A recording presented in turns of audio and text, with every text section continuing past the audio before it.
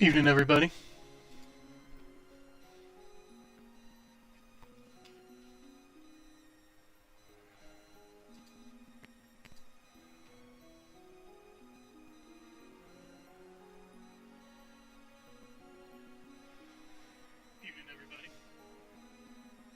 How's everybody's day been?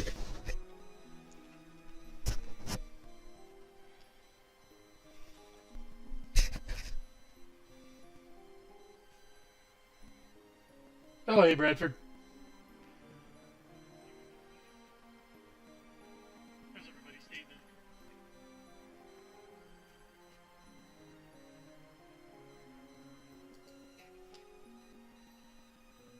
Just waiting on some co-hosts in Discord. Oh, hey, Bradford. Waiting on some co-hosts in Discord.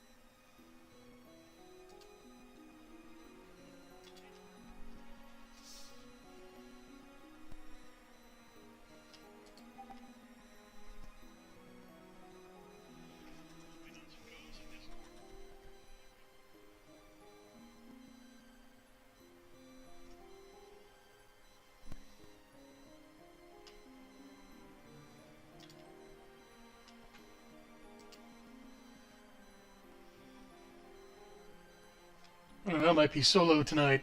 Although, I see a note from Ardenon saying that he might be here in like half an hour. So, okay. Evening, Simon, Matt, Ben. I might be solo tonight.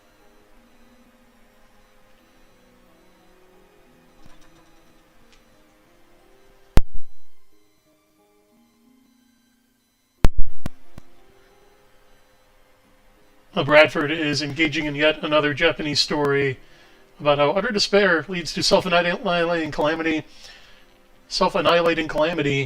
when no sense of redemption or higher purpose is perceived. Yeah, you'll have that.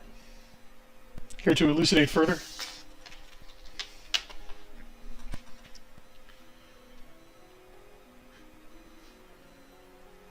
Well, we'll get back to that. For now, I'm going to do some grinding because I'm tired of these entry-level jobs.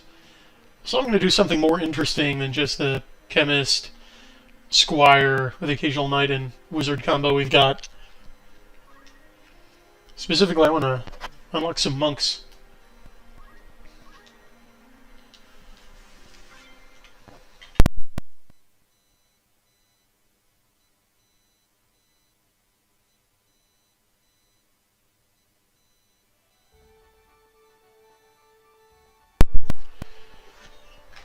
So to recap what we covered last time, we defeated Maluda of the Death Corps, who is their leader Wygraf's sister, in a secret aside scene. It turned out that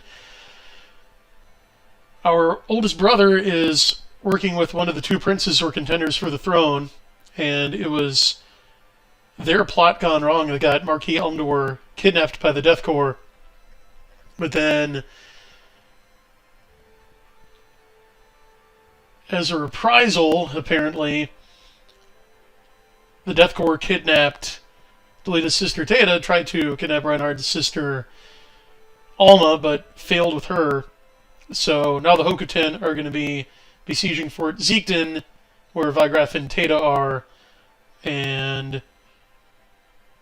Theta is worried that his sister might become a casualty in the confusion.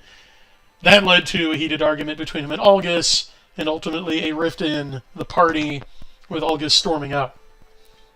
So that should bring us up to speed on the story,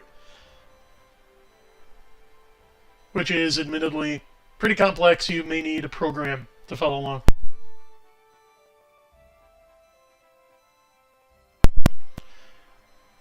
Oh, great question in chat from Mad Matt. What is my favorite all-time absolute mecha anime? Zeta Gundam, hands down. Easy. Easy one. Space autists, rise up.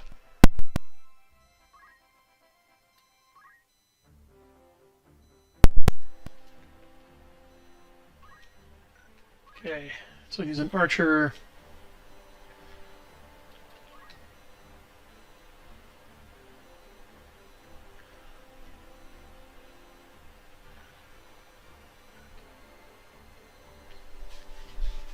So what I'm going to do, I think, is make him a knight. I think that's the right play.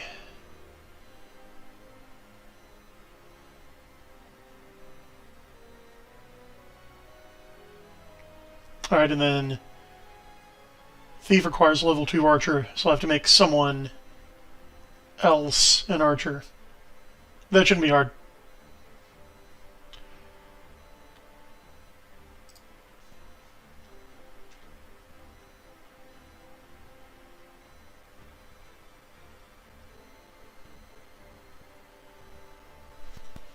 Yes, let's do this. And okay, here's Bradford with an expansion on his earlier statement. Long ago, ancient masters were curious about life beyond their world, so they created AI space probes, sent them out and asked, what is the meaning of life? Space probes went mad, dealing with the scenes of locals eating themselves, so they decided life had no meaning, and RTB to exterminate life at home. Oh, and that's always a danger, isn't it? This caused the final days to occur as the probes were driven by emotion-fueled magical technology and used it to poison the homeworld. Oops. That's just shy of using AI to create organic nanobots in a petri dish. But it's close.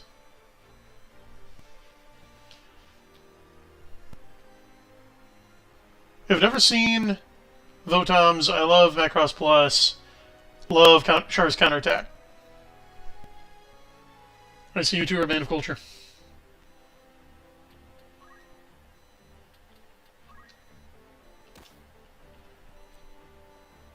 Ooh, need some headgear for him.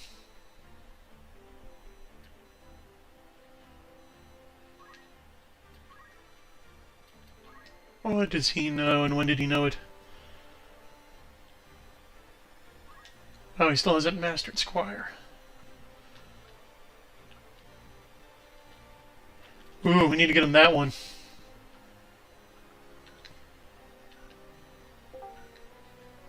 Hello. Heard someone on Discord. Oh, hello, Brian. Hey. Can you hear me? Ooh, we're talking mecha anime. Macross Plus? Ooh, yes, I managed to see that recently in theaters. Why don't you introduce yourself to me, by the way. for the new listeners who may not have caught your streaming stylings earlier? Me? Oh, yeah, hold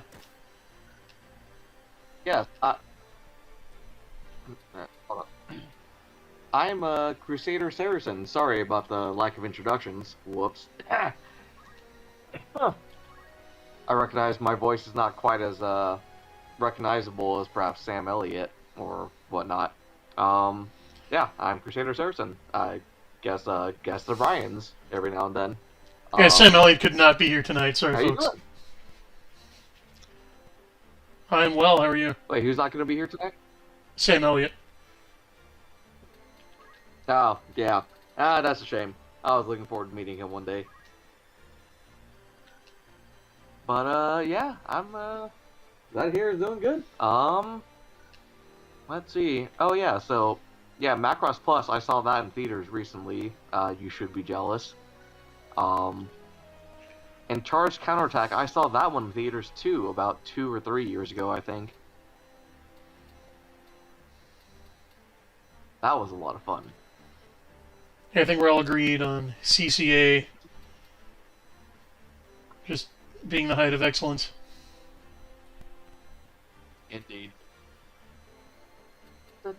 Mad Matt, the head-banging mecha pilot. I like his username.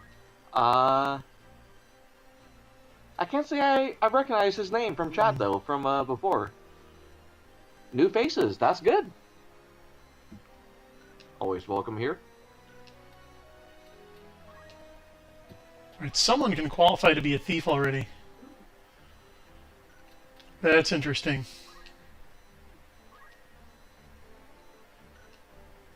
Man, who is it?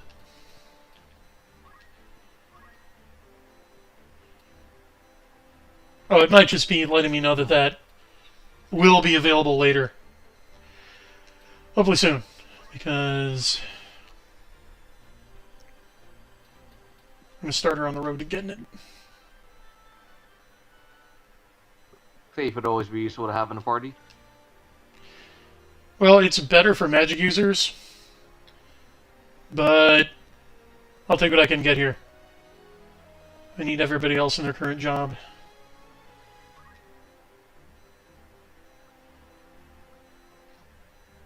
That's looking good, honestly. No, John Dacre, we don't have Sam Elliott. I'm sorry to disappoint you.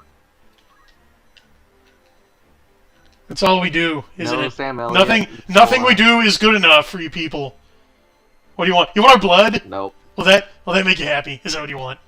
Do you want to see a live stream of just self harm, and will that get likes? No, I'm kidding. No, we disavow all harm to ourselves and others. Ghouls. Anyway, Well, so back to this on a whimsical fairly game. pragmatic level. Yeah.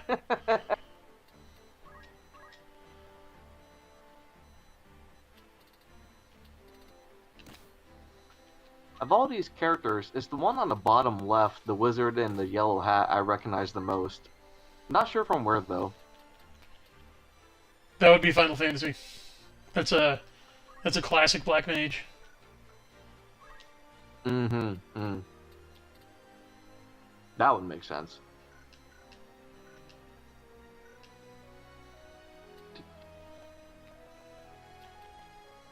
Ah, Bradford Walker says there's a new Gundam movie coming next year. Really? Was that the one in the Universal Century? Kind of the little arc that they never adapted but are going to adapt. I forgot what it was called. Something Island, I think. Yeah, what's it called? I think I know what he's talking about because Hathaway's Flash already came out, so I'm trying to remember what this one is. It'll come to me. Oh, not John Dacre. Comet Frame Z Strike Exceed would make me happy. It's a coming. I got to get the RPG out first, and I'm happy to announce. Okay, so Comet Frame Exceed role-playing game progress report. I have finished the mech entries, so all the stats on all your favorite mecha from the first book are in the book now. You will be able to see them and compare them in numbers. And play action figures with them. Just bash them against each other in simulated combat. All I have left to do now is just a quick subsection on adding up, like how to calculate a mech's weight, which is critically important because there is, you have to keep track of energy consumption in this game.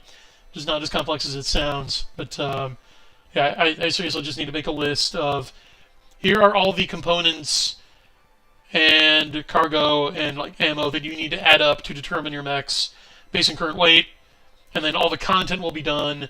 It just needs a quick spit polish and reformatting, and I'm going to try to have the ebook out for Christmas.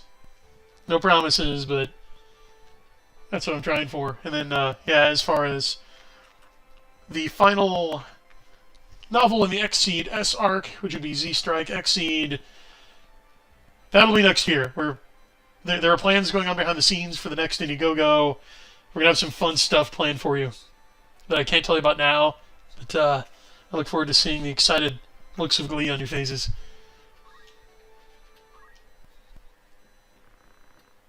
Well, ladies and gentlemen, you heard that here. Make sure to keep your eyes and ears peeled for whenever that rolls around. I'm excited personally myself. I was a backer of your last campaign. I got the books in the mail, and they lived up and exceeded my expectations. So I eagerly await the next one, and you should too, ladies and gentlemen. We aim to please. Oh, I can buy stuff here. That's a town. Oh no, it's just blue. Okay.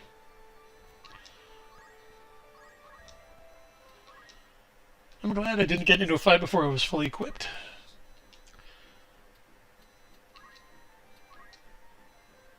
Whoa. That's some high-end stuff.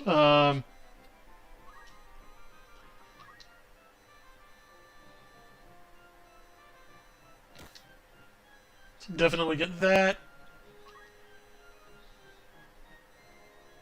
And that.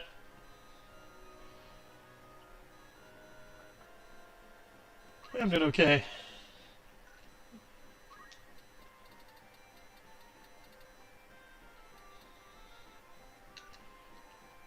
I think that'll be good for now.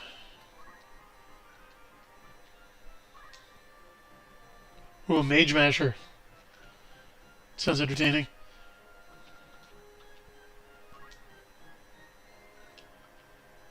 He's a guest character. I'm not going to give him the best stuff. That would be asking for trouble.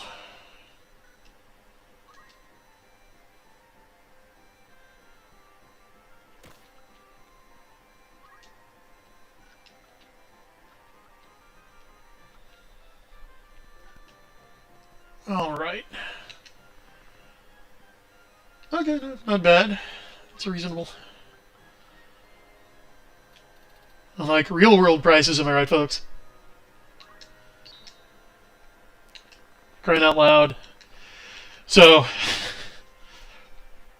I've been used car shopping for a little over a year now.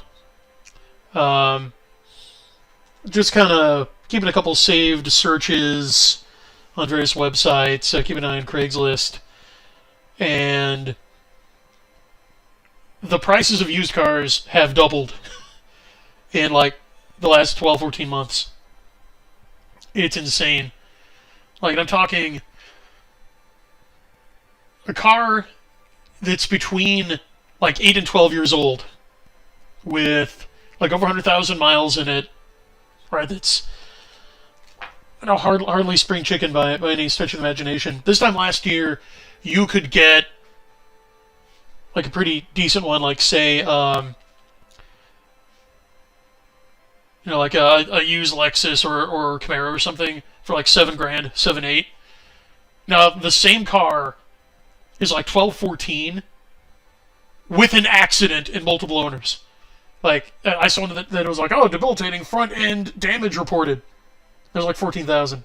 They're out of their minds. Now, the car dealers tell me, oh, well, that'll be all cleared up once the chip shortages are relieved. Well, they don't know that there's a zinc shortage on the way. China has shut down their largest zinc refinery, and you cannot make commercial grade aluminum, not steel, aluminum without zinc. So this year there's a shortage of chips, and next year there's going to be a shortage of aluminum to actually make the cars. So strap in.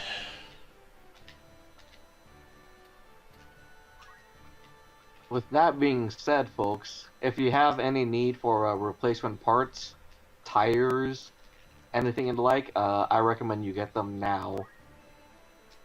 Yeah, seconded. Because, like Brian said, circumstances are pointing to prices not going down in the foreseeable future. So if you have something that's kind of on the edge, or, is kind of getting to where you need to replace it, do so with the quickness, I recommend. Yeah, that is your Geek Gab retrospective consumer tip of the night. Thank you. Get ahead or fall behind. That's the way it is in situations like these, unfortunately. Oh, great, a bunch of cats. I hate those things. I like the Chocobo, on the other hand, and I'm sorry I have to kill it.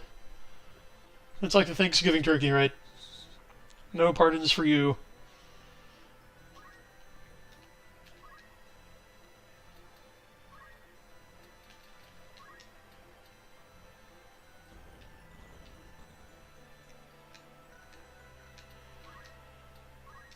Alright, mind if I holler at you? I'm gonna holler at my archer. Go faster!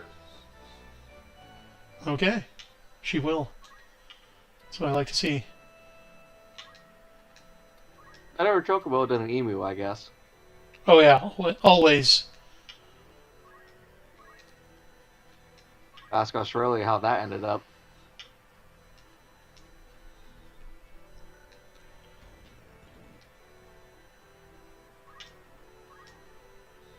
Wow, he can get to that guy. Okay.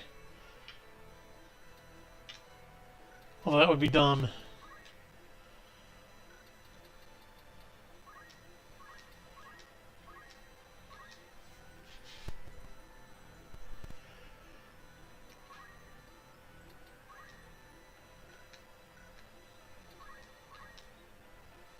Hopefully Ardenon will be along soon. And I did not hear from Hopefully, Dornall. I was looking forward to. Yeah, I was looking forward to seeing Ardenon again. He's always a joy to have around. That he is.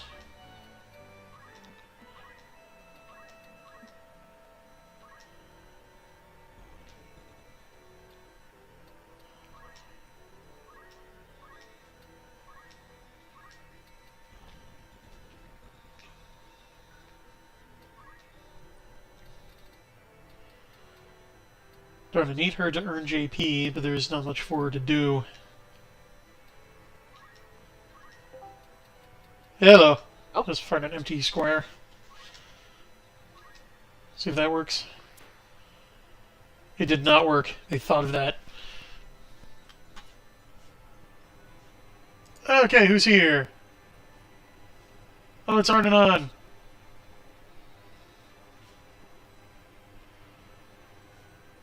If you're talking, we can't hear you, although he might be setting stuff up.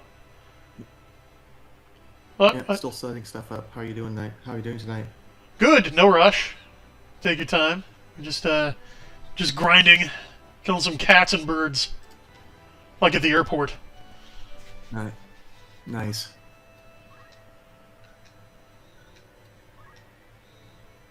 Yeah, I find it nice. But anyway, go ahead and get set up. We'll be doing this and hang out with chat.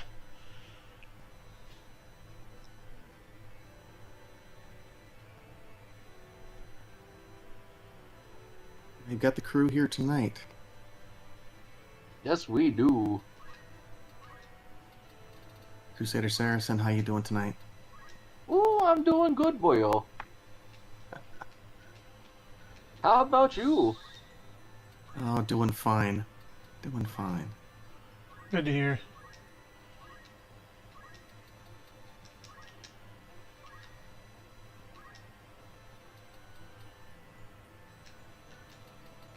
Oh, wow. Ben is jazzing on 2 streams at one time. Oh, really? What's the other one? Ben, are you Dark stream. Ben, are you cheating on That us? slut. That slut.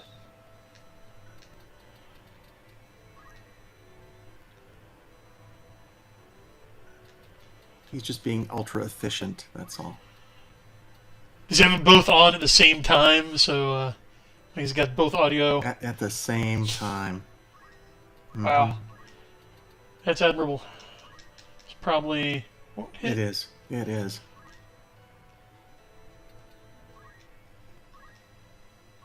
See, that's impressive. But something, I remember reading a news article once of a Japanese man, I believe, who had around like 30 different girlfriends. Whoa. Or, no, I'm sorry. Yeah, it was like something like 20 to 30 different girlfriends. And the only reason they all found out about each other is because he went to the hospital for some reason, and they all visited him at the same time. Oh, that's a real life sitcom. Just say that was just... Yeah. That was impressive. Or a suicide wish. I don't condone this behavior. Obviously, pick one woman, and I wouldn't even say date or court her with the intention of marriage. But still, on some level, I can't help but be impressed. That is, if nothing else, that's impressive time management. Indeed, it is. That's something.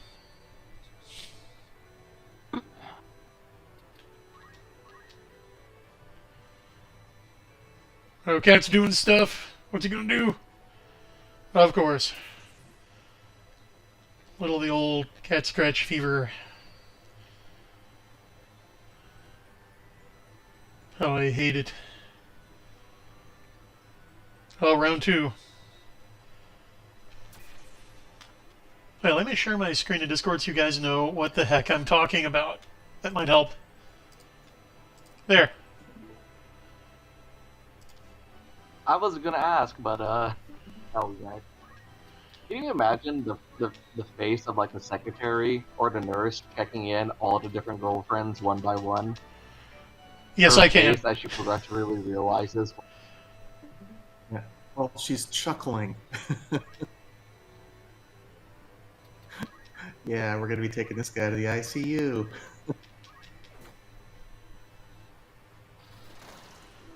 Well, that was neat. Little I twofer believe there. he was actually prosecuted for something.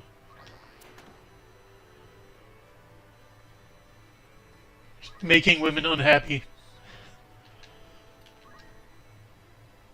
Guys are prosecuted for it all the time. In essence, yes, but I think by law he was charged with some sort of fraud or something, something to Yeah. that extent. And yet usurers go unpunished. Oh, by the way, so that's the old passe Twitter kerfuffle. I've got a new one on my timeline. Really? Yes, the The usury wasn't enough. oh no, it's never enough because now the pagan LARPers had to toss their fedoras in the ring. That's right. Oh boy. Oh no! Oh dear! Oh gosh! That's right. Yep. You can see Just want to bash themselves against the rock. that's what they're doing. Because they're practical atheists who realize they lack a sense of meaning in life and some sort of a moral foundation and explanation for how we got here and what the whole ball of wax is about, but they still want to smoke street drugs and bang prostitutes in a consequence-free environment. Right. They want their cake and eat it too, basically. That's even worse somehow. Yeah, That so... is- and you know that. And they've got the... They might be more convincing if they didn't have the temperament of Napoleon Dynamite with rabies. But where this one guy showed up earlier was quote tweeting some lady who said, "My mom just passed away tonight, and she wasn't Catholic. Please pray for her soul." And she included this awesome Gustave Doré illustration, I think from Dante's Paradiso, of Christ thrown on the cross, attended by seraphim, and this dude retweets that with like an angry soy jack holding up the Bible, Ugh. and like threatened further action, and then posted a meme of like this Aryan, ostensibly pagan family in this idyllic setting, and had another soy jack with wearing a turban with a cross, a Star of David, and a crescent on it, and like a truncated, like a contracted coexist bumper sticker, right? And the gist of the meme was, well, you cocks say that we pagans are LARPing, but you're betraying your own heritage by adopting this foreign desert religion. And it just goes to show Ugh. the shallowness with which people regard religion. Like, they either think of it as a means to a political end, like a tool, right? Like, well, how can we use this to further the ethno state, right? Or, I mean, they just adopt this syncretistic, indifferentist cafeteria mindset, like, oh, I can just pick and choose what beliefs I want. But there's a reason the paganism just completely folded before the onslaught of organized religion. And it's because the latter is internally consistent, provides a milieu and rules for life that actually say something about the human condition and more or less comport with it, and don't require you to check your brain at the door. And what I said to him was like, well, no one believes in your gods. It just boils down to that. As I think it was Lewis who said, no one blasphemes Thor. Who? I believe the wrestler who played the zombie in Plan 9 from Outer Space. I think that's who that is. Tor Johnson. Yeah, no one blasphemes him. Because it probably No. get broken in half. I thought it was a character from mediocre cape shit movies. Yeah, but that was another Not being a reply, different Thor. which was like, lol, you cucks are LARPing. Instead, you should join us in pretending to worship Marvel characters.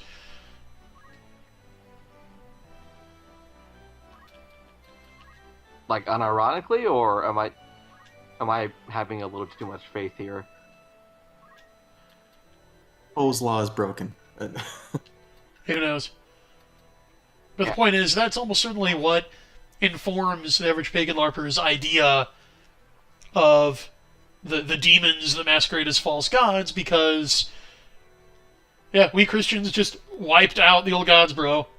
Like, as David Stewart has said, we don't know what the ancient pagan liturgies were like. We have the myths, we have the poems, because monks found those worthy of preserving, but Right. we don't know what, like, the Eleusinian mysteries actually were. We don't know really how, like, Jove was worshipped, okay? We don't know what the average pagan did when he went to the temple. I mean, we can, except for what we know of the Bible, like Paul talking about sacrifices and not eating meat sacrificed to idols, right? So we know there were sacrifices, but, yeah, I mean, the religion, in terms of the cult code and creed, they're gone. So all people have to go off now are just LARPs. I mean, they've been filtered through the Christian lens anyway. Yeah. Which is it's hilarious. It just, you said, because we wouldn't have the Eddas for Norse myths if it wasn't for Christian monks, and yet and yet this guy in your Twitter feed, wow. Yeah, just, and I wish Martello was here, but the historical literacy is getting out of hand. Like, what's really popular now, because it's Advent, and Satan always reserves his strongest attacks, pathetic as they are, or shall I say his most fervent attacks for the season of penance, for Advent and Lent. So now it's popular among Redditors to say, well, the historical Jesus never existed. Please. He's the best attested historical figure in history. We have an order of magnitude, at least, more supporting documents, like outside the Bible, that Christ existed, Yeah. than any other classical figure. Yeah, go ahead. Yeah, C.S. Lewis explained one time in one of his books that there's about 5,000 separate documents attesting to it. The next, and those documents are at times within at least 100 years, if not closer, when they were actually written. The next best thing we've got is Julius Caesar. I believe it's 4 documents, and it's something like, well, I'm going to get this backwards, but it's either 4 or 9 documents, and the earliest one is within 400 years of when he lived. Yeah, I know there's Suetonius, Pliny the Elder, and a lot of people give Flavius Josephus's Antiquities flack, because they're like, oh, well, that's a pious forgery that was edited after the fact. Well, okay, yeah, Mm-hmm. there are indications that later Christian redactors did embellish some of the more overtly like pro-Christian elements, but no, like the earliest manuscripts we have of antiquities, ones that don't have the later like clear Christian redaction, he mentions Jesus. Okay, that's in the original. That's Right. not a doubt. But again, it's frustrating to see because it was death cult academics who purposefully inhibited people's understanding of history, purposefully memory hold stuff, as we know is their want, right? For this reason, and so now these death cult indoctrinated, empty-headed pseudo-pagans are going around saying, well, to fight the left, we need to reject Christianity and do exactly what they want.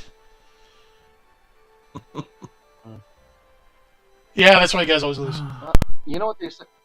You know what they say? You know what's worse than no information? Bad information. Yeah, he who watches the news... Sorry, he who does not watch the news is uninformed. He who watches the news is misinformed. Mm-hmm. Yeah.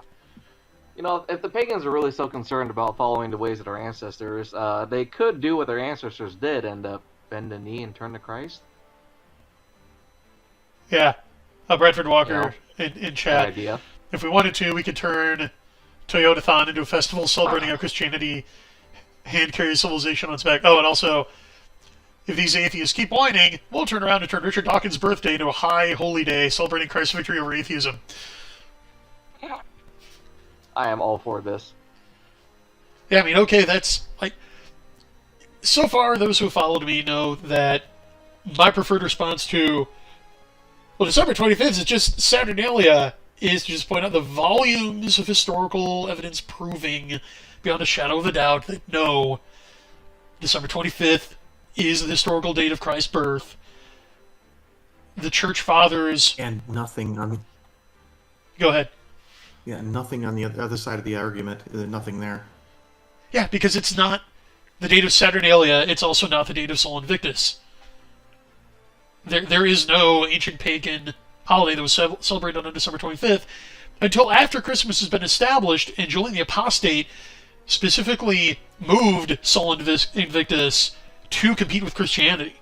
It was actually the pagans that tried to hijack our holiday. Mm-hmm.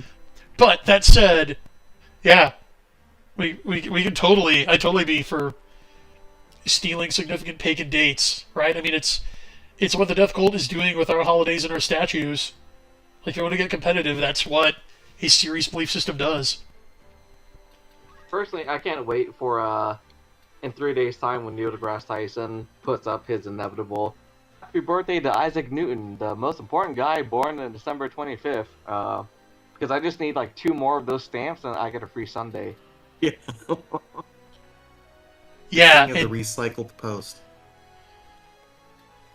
Yeah, and first of all, that's outliving its shelf date, because how long before Isaac Newton gets canceled for being a white colonizer, right? Because math is math is now problematic. It assumes right and wrong answers. And also, Isaac Newton believed in Jesus. Yep.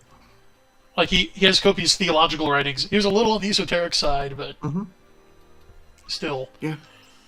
Newton was also he was a scientist in a classical sense. Like, he was also like a, how do I put this? Back then in his time, I believe the way of thinking was that there was no like rigid delineation between the different fields of study. It was all just considered like a study of the natural world along with theology. Kind of the study of, like, you know, God's order of the world. So he was a mathematician, physicist, theologian, of course, but also an alchemist, rather like a hermetic, a researcher of the hermetic arts, I believe they were called at the time. Natural philosophy. That's what falls from philosophy. Yeah, he was a really interesting fellow. His physics and calculus was just like the tip of the iceberg. as far as his intellectual studies went, which I think is a shame that that's all anyone knows and focuses on. Well, and from my understanding, because algebra had not been widely promulgated in Europe yet, Newton's breakthrough book has no equations in it. It's all arithmetic. Like, he did it all without even algebra. Actually, yeah, yes, actually, that's true. The current notation for calculus that is more commonly used was invented around the same time that Newton published his work, actually, by a German mathematician named, what was it, Leipzig, or, Leibniz. Leibniz, that's it, I'm sorry, yeah, Leibniz, and that's the notation that we use for calculus, but he and Newton are generally agreed to have invented it around the same time. You can start a nice food fight between physicists and mathematicians if you start, who invented calculus. Yeah. I mean, there's evidence that the Babylonians invented calculus, or at least a very primitive form of it, obviously over 1,000 years before Newton did. What gets me is James Clerk Maxwell generating his equations describing electromagnetic motion without vector analysis. That's not a small feat. Well, I don't know what that is, but I assume that is a large feat. Well, again, you're limiting yourself to algebra and calculus. Vector analysis is a simplified notation that combines essentially direction and motion.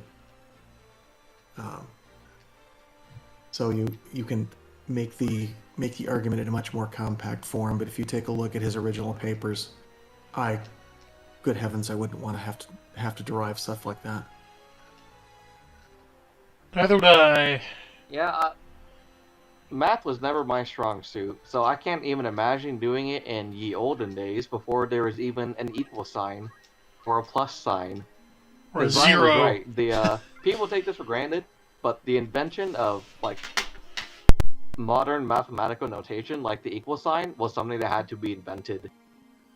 Yeah, a couple of good books on that. I don't know there's a book on zero, and there's also the what's the name of it? Innumeracy. It was a pretty decent book on mathematics. But zero, that one, what the devil is it? I'll find it. Did a nice little background on the history of zero and its impacts. I mean, we have a pretty good idea of how and why, but yeah, that was a fun read.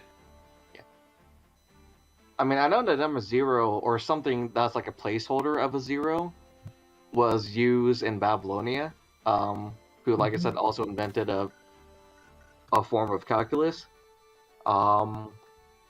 They also... I know Cambodia is also one of the oldest known depictions of like a character for the number zero. Mm-hmm. From Babylonia, the Arabs, I think, and then also India discovered it too, and from there it kind of spread to the Middle East and then to Europe from there. Right. And I know the Mayans also invented a symbol for the number zero, which allowed them to do a lot of really good math. But overall, zero is invented relatively few times for something that's so useful. Yeah, Charles Seif, Zero, the Biography of a Dangerous Idea. Nice little read.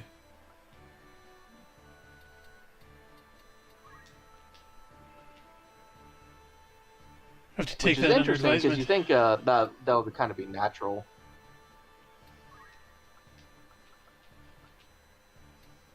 Someone always has had one cow, some other guy has always had no cows, so you think there'd be some sort of number to represent how many cows that guy has. One would think, but how much of that is kind of drilled into us because we learned it from childhood. Oh wow, a dragon! Are you looking at this? Moving up in the world.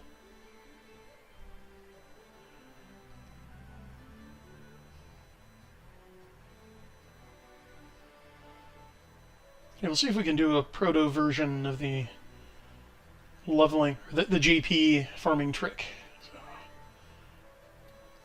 So, I don't know any monk skills yet.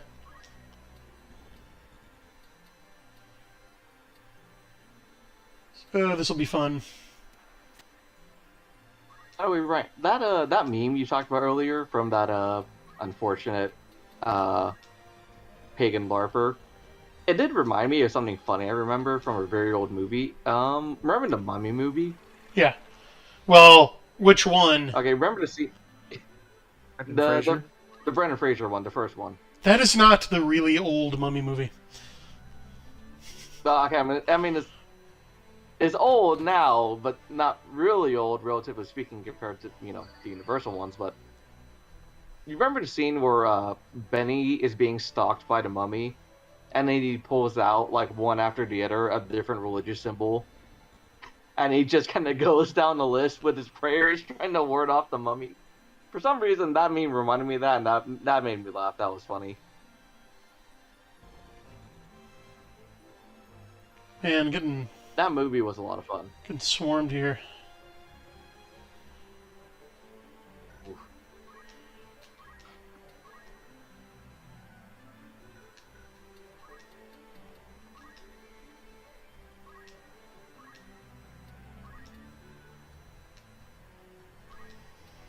I don't think I can dash him from up there.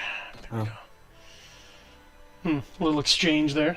Tactical games are never my strong suit, so I hope you're doing good. Well, I haven't lost yet. But, the game is still young. That is not in this game. It has an almost totally original soundtrack. Like, there's snatches of the Crystal theme, and that's about it.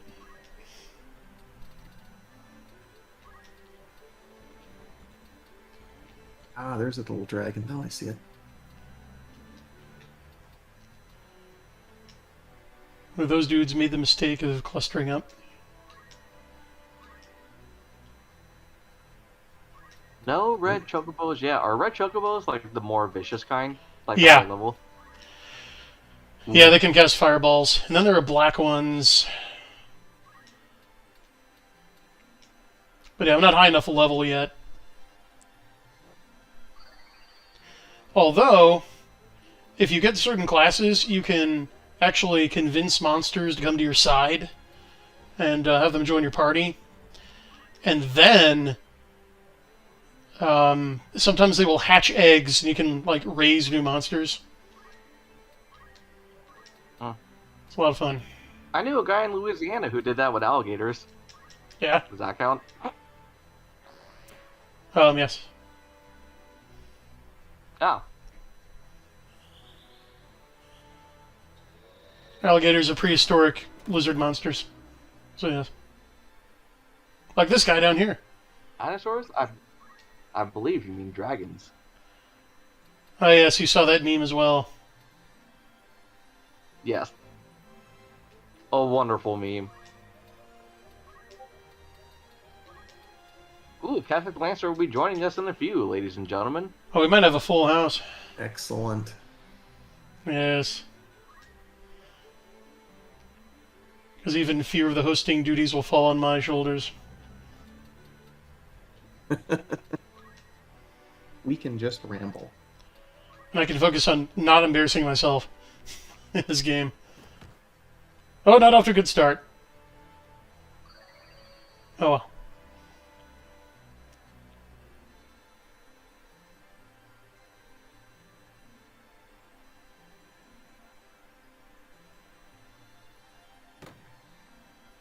Don Daker is right. Gators are good eating, especially you can do a surprising amount with alligator meat in terms of cooking.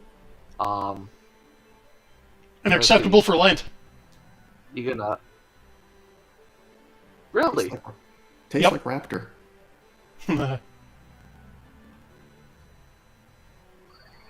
Well, there you have it, ladies and gentlemen. Alligators are acceptable for Lent. So are capybaras. Pro tip.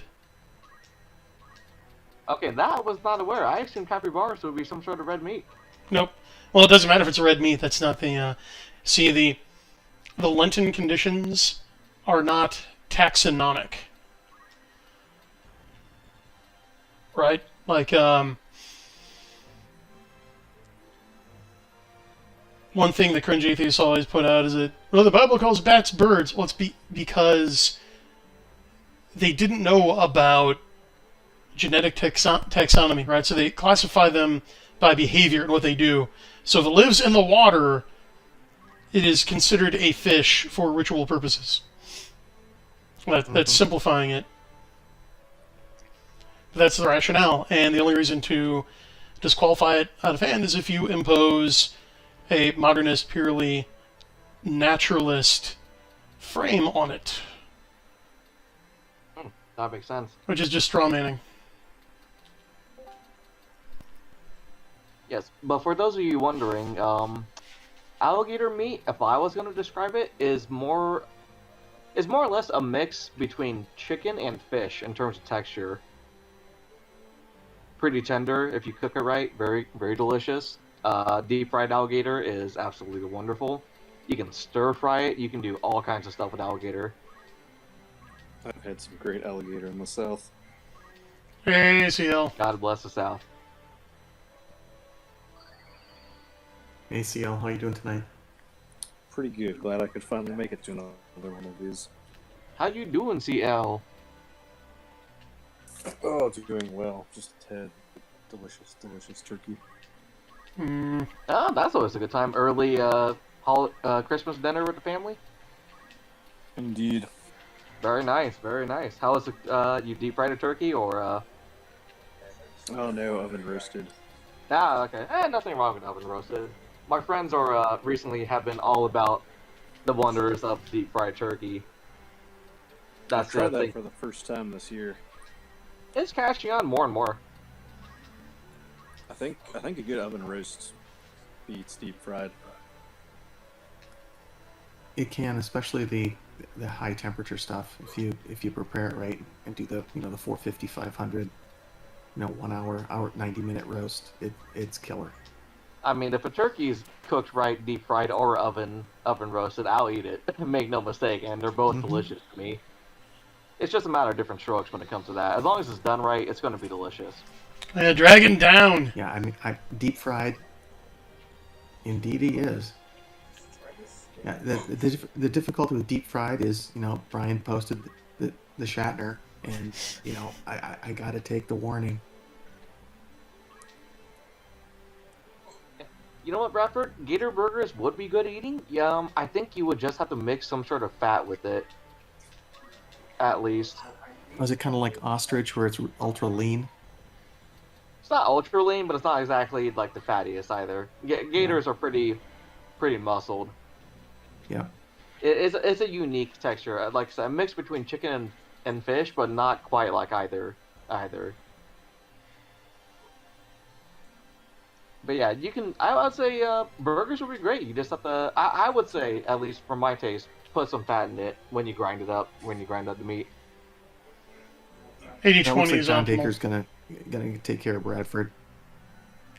John Dacre is indeed Florida man, and he lives up to it. Yep. God be with him. I just hope to not see him on the news. So Shinky and I didn't know each other while I was still in Florida. Yeah. Can you say that you're a Florida man if you haven't been on the news in some strange headline yet?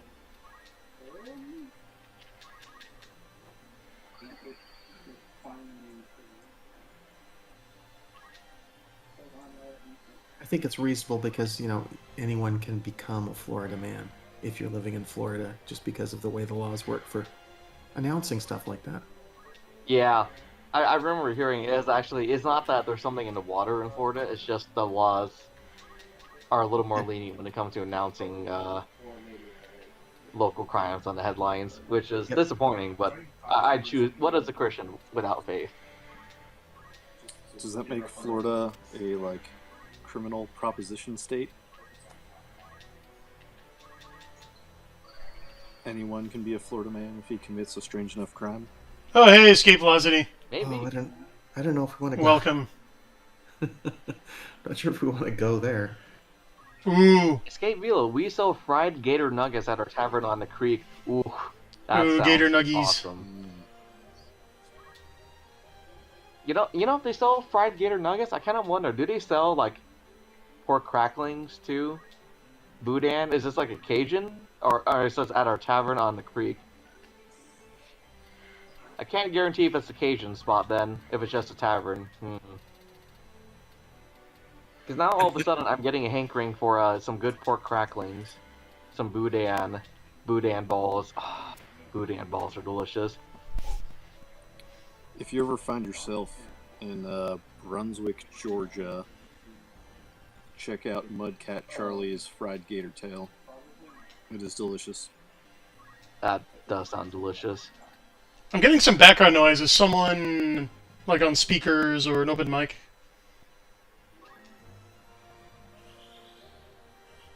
Anybody? I've got some kind of headset on. I don't know what the mic situation with the headset is. Okay. 'Cause it sounds like someone is in a room where there's a conversation happening in the background. There's definitely voices. That's probably me. Oh, well. There's my answer. I will just mute myself when I'm not talking. Maybe tomorrow I should cook some sort of gumbo. That's an all-day affair, but it's worth it for a good gumbo. Indeed.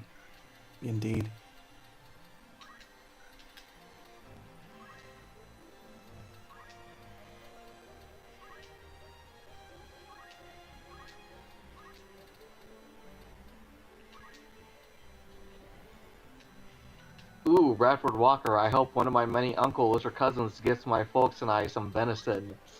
Venison is always excellent. In fact, actually, you know what? I got some briskets I'm gonna cook for New Year's for a party, and when I trim off the fat off the top, I'll make sure to save that and give it to my friend who is about to go on a hunting trip and bring back some venison. And they'll take the beef fat and grind it up with the venison to make some sausage. Always a nice way to build it up. Yep. Never let anything go to waste, ladies and gentlemen. Nope. Food is too expensive right now to do that. Especially fat. Fat is gold. I don't care if it's tallow, if it's lard, or if it's chicken schmaltz. It's gold. Save it. It's where flavor lives. As It they lasts say, a long time too, anyways. Yeah, as they say, fat is food. Yeah. And it has a very long shelf life anyways, in good condition, so, you know, you don't have to worry about it going sour on you anytime soon. Mm-hmm. Venison jerky is also excellent and stores well.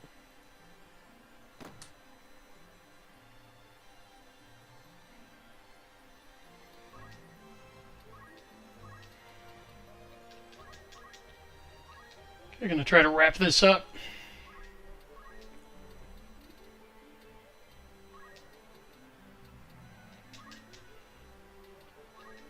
This has been a protracted battle. Yeah, they're going to start to get tougher. Even the random encounters.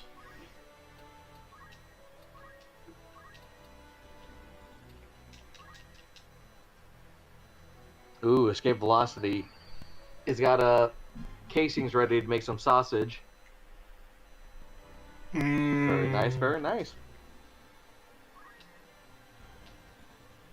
One day when I get my own property, I'm gonna build my own larder and just stock it full of smoked meats whenever I can. Ha! Just punched him out. Victory. Battle is complete. Mike Tyson's Punch Out. 0 losses. 0 casualties. Now there's a 2D scroller for you.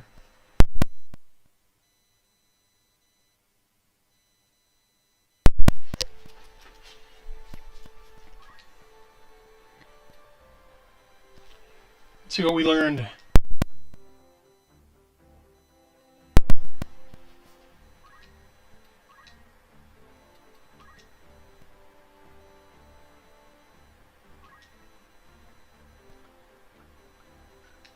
Not much in his case.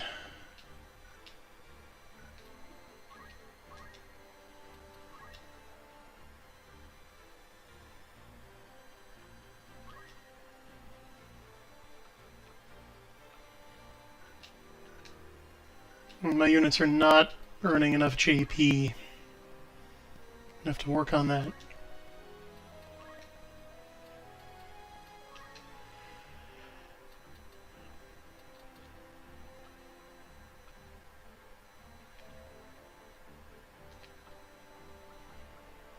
What I need to learn is this one. Chakra.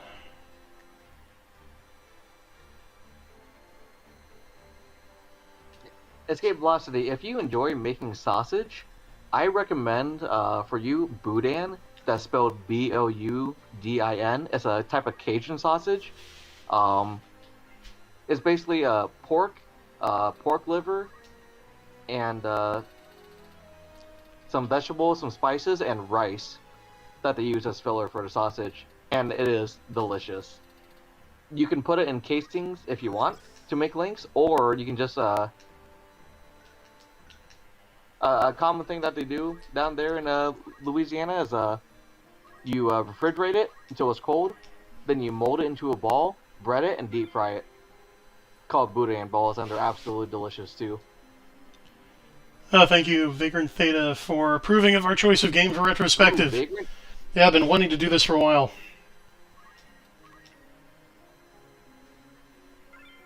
Or did I already do that? I'm losing track. That's okay, better safe than sorry.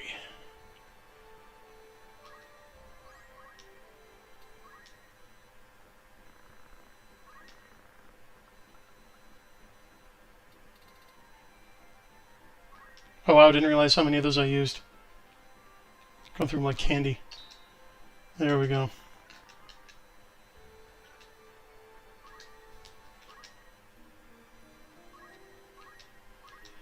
Yes, I'm enjoying playing this with all of you, both in the Discord and the YouTube chat. Thanks for dropping in. It's going to get fun. Like, this is going to get really intense. People who have not played this before have no idea. Oh, here we go, Desert Battle.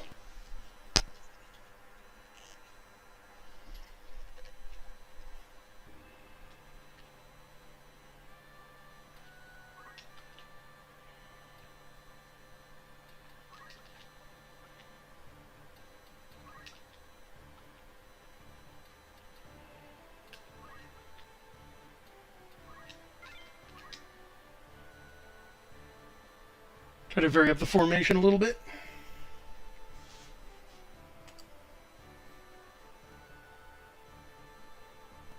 Are you guys still there? I have 3 co-hosts and I'm the only one talking. Want to make sure there's no malfunction. I'm still here. I'm still here. Sorry. I was momentarily distracted.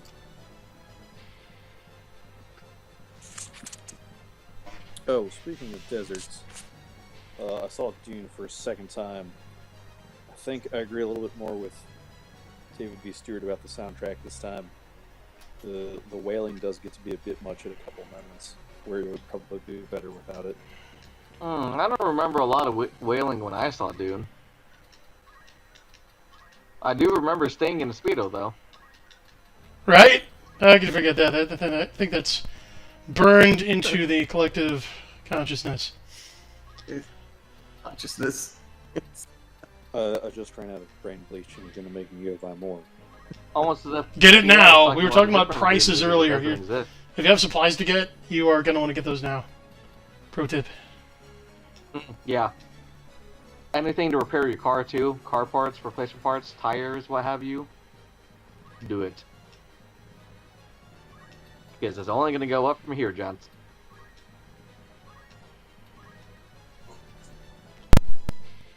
Another round of shortages coming then. Is this still tied to California's ports, or something else coming up? Something else? No, it's gonna be like raw materials instead of just shipping and handling. In the case of cars, specifically. Well, a lot of stuff. Because, again, to recap, for those just joining us, China shut down their major zinc refinery to save electricity, they said. And Oh my. it supplies the world's... Yeah, it's like the world's #1 supplier of zinc for aluminum refining, okay? Like, you can't make commercial-grade aluminum without it.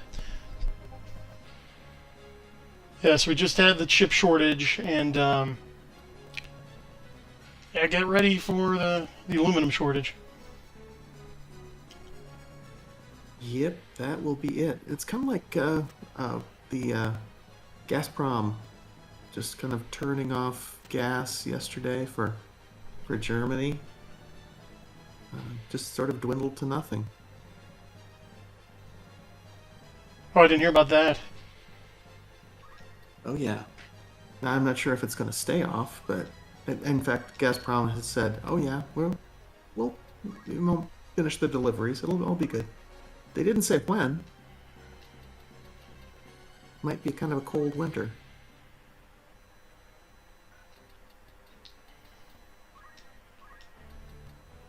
Okay, they racked this up perfectly for me. I gotta do this.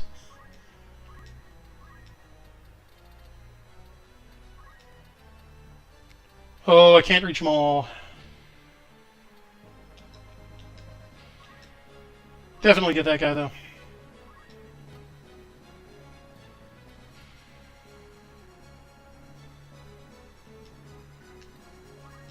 Oh, that was on top of the cactus. Silly me.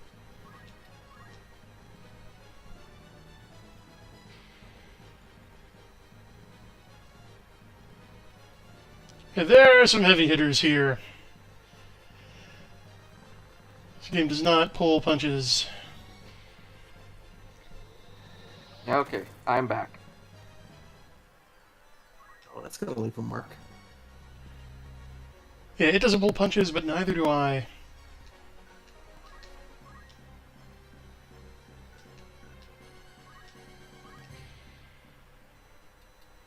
Yeah, Bradford is right. China's manufacturing is collapsing, but in many ways, that's only going to make it worse. Mm-hmm. Considering the non-existent state of our own manufacturing. Oof. Just-in-time logistics has never been anything but a time bomb.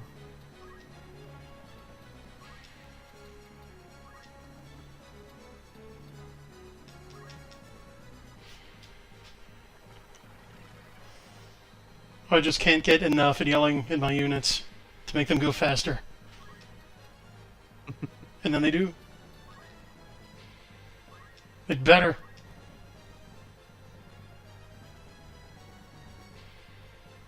And I'm glad I taught my chemist Phoenix down. Oh, look at this. That is one of the coolest looking attacks in a Final Fantasy game, period, for my money. Thunder Soul. Wow. Mm-hmm. We might get another one. Yep. Here it comes. Drink it in.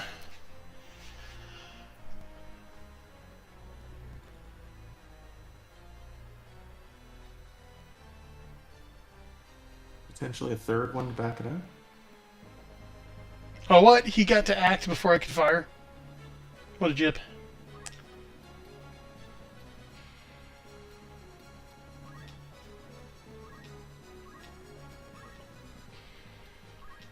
Yeah, what was that? Wasn't it a major Chinese land developer that just defaulted? Mm-hmm. Yeah, Evergrande, by Yeah. its name. Oops. That sounds one like- was particularly interesting because part of the communist economy is corruption, a large part of it. So Hmm. the thing about China is that companies like Evergrande are in league with party higher-ups, where they are given a lot of contracts to develop housing and housing tracts that no one buys and no one lives in. So they're essentially not even Potemkin villages, but straight up abandoned ghost villages and cities all throughout China. for housing that there was never a demand for. But that was basically to prop up and line the pockets of party higher-ups. And Evergrande is just one of a few companies that have defaulted or are about to default to the tunes of hundreds of billions.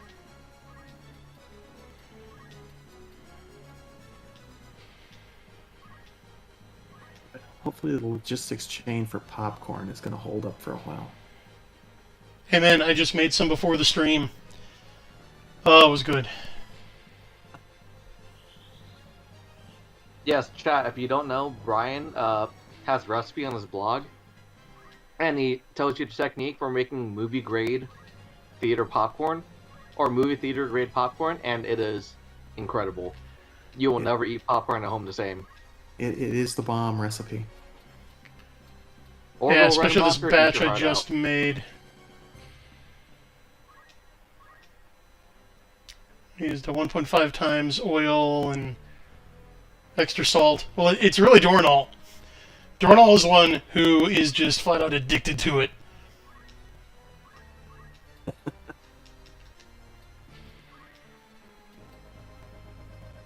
Yes, I'm with Brian. I prefer my popcorn extra salty. So, extra salt is always the way to go.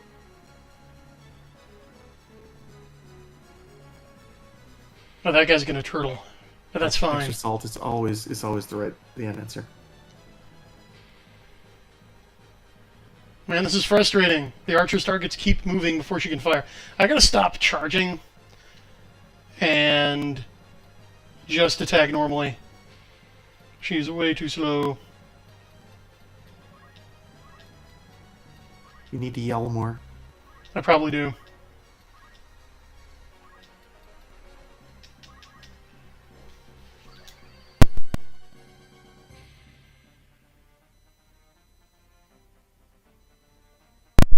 Oh, do we have more Xseed love in chat? Let's see. Mad Matt says, I gotta say, Megami makes for a great villain. Yeah, at the risk of blowing my own horn, yes, she does. I'm not exactly sure where that came from, but I'm glad it did. She is. So with her, I tried to refute the common wisdom that you can't have a villain who's just evil for evil's sake. Like, the villain's always going to have a good... Like, the villain should always have a good argument, right? No, she doesn't. She's just genocidal. Like, that's it. Wait till you see her character sheet. It'll give you some more insight. Sometimes you just need that one or maybe two-dimensional villain, just because.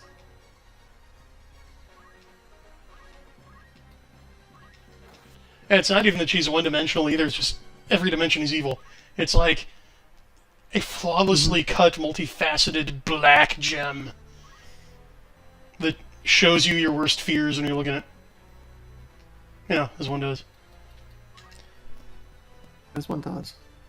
Oh, and there's more. Oh, her Toady Maz, her Lick Spittle, also getting some love. Gives off some Char vibes. Really? That's interesting, because Xseed, the first book coming from Xseed, does indeed have a Char who was written as a Char clone. I'll see if the rest of the panel or anyone else in chat can name who the designated Char clone is, but at the same time, Matt, what is it about Maz that makes you think of Char? I'm not saying you're wrong. I'm interested to know what, to better improve my writing. I will say I've been told who it was supposed to be, but I did not cotton on the first read-through because, honestly, that character kind of fails at a lot of things. Well, like Char, his track record ain't great.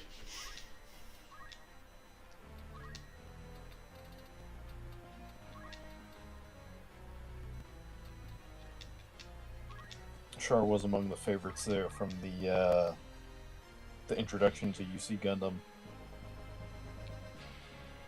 Oh yeah, exactly, and that brings up a great point, He also which did is nothing wrong. it brings up the character likability slider. Okay, so you can think of factors that will make readers root for or identify with a character as like a mixing board with 4 different sliders on it, and competence is really just one. And it's possible to have one or more other sliders actually set to 0 as long as one or more of the remaining sliders are set high. And characters will still be seen as likable. And for reference, the other ones are initiative or pro-tagging, like how much does the character actively pursue his goals. Another one is how much the other characters like the character. And then just the inherent amicability and likability of the character himself. So, for example, where all 4 slides are set to maximum, that would be Superman.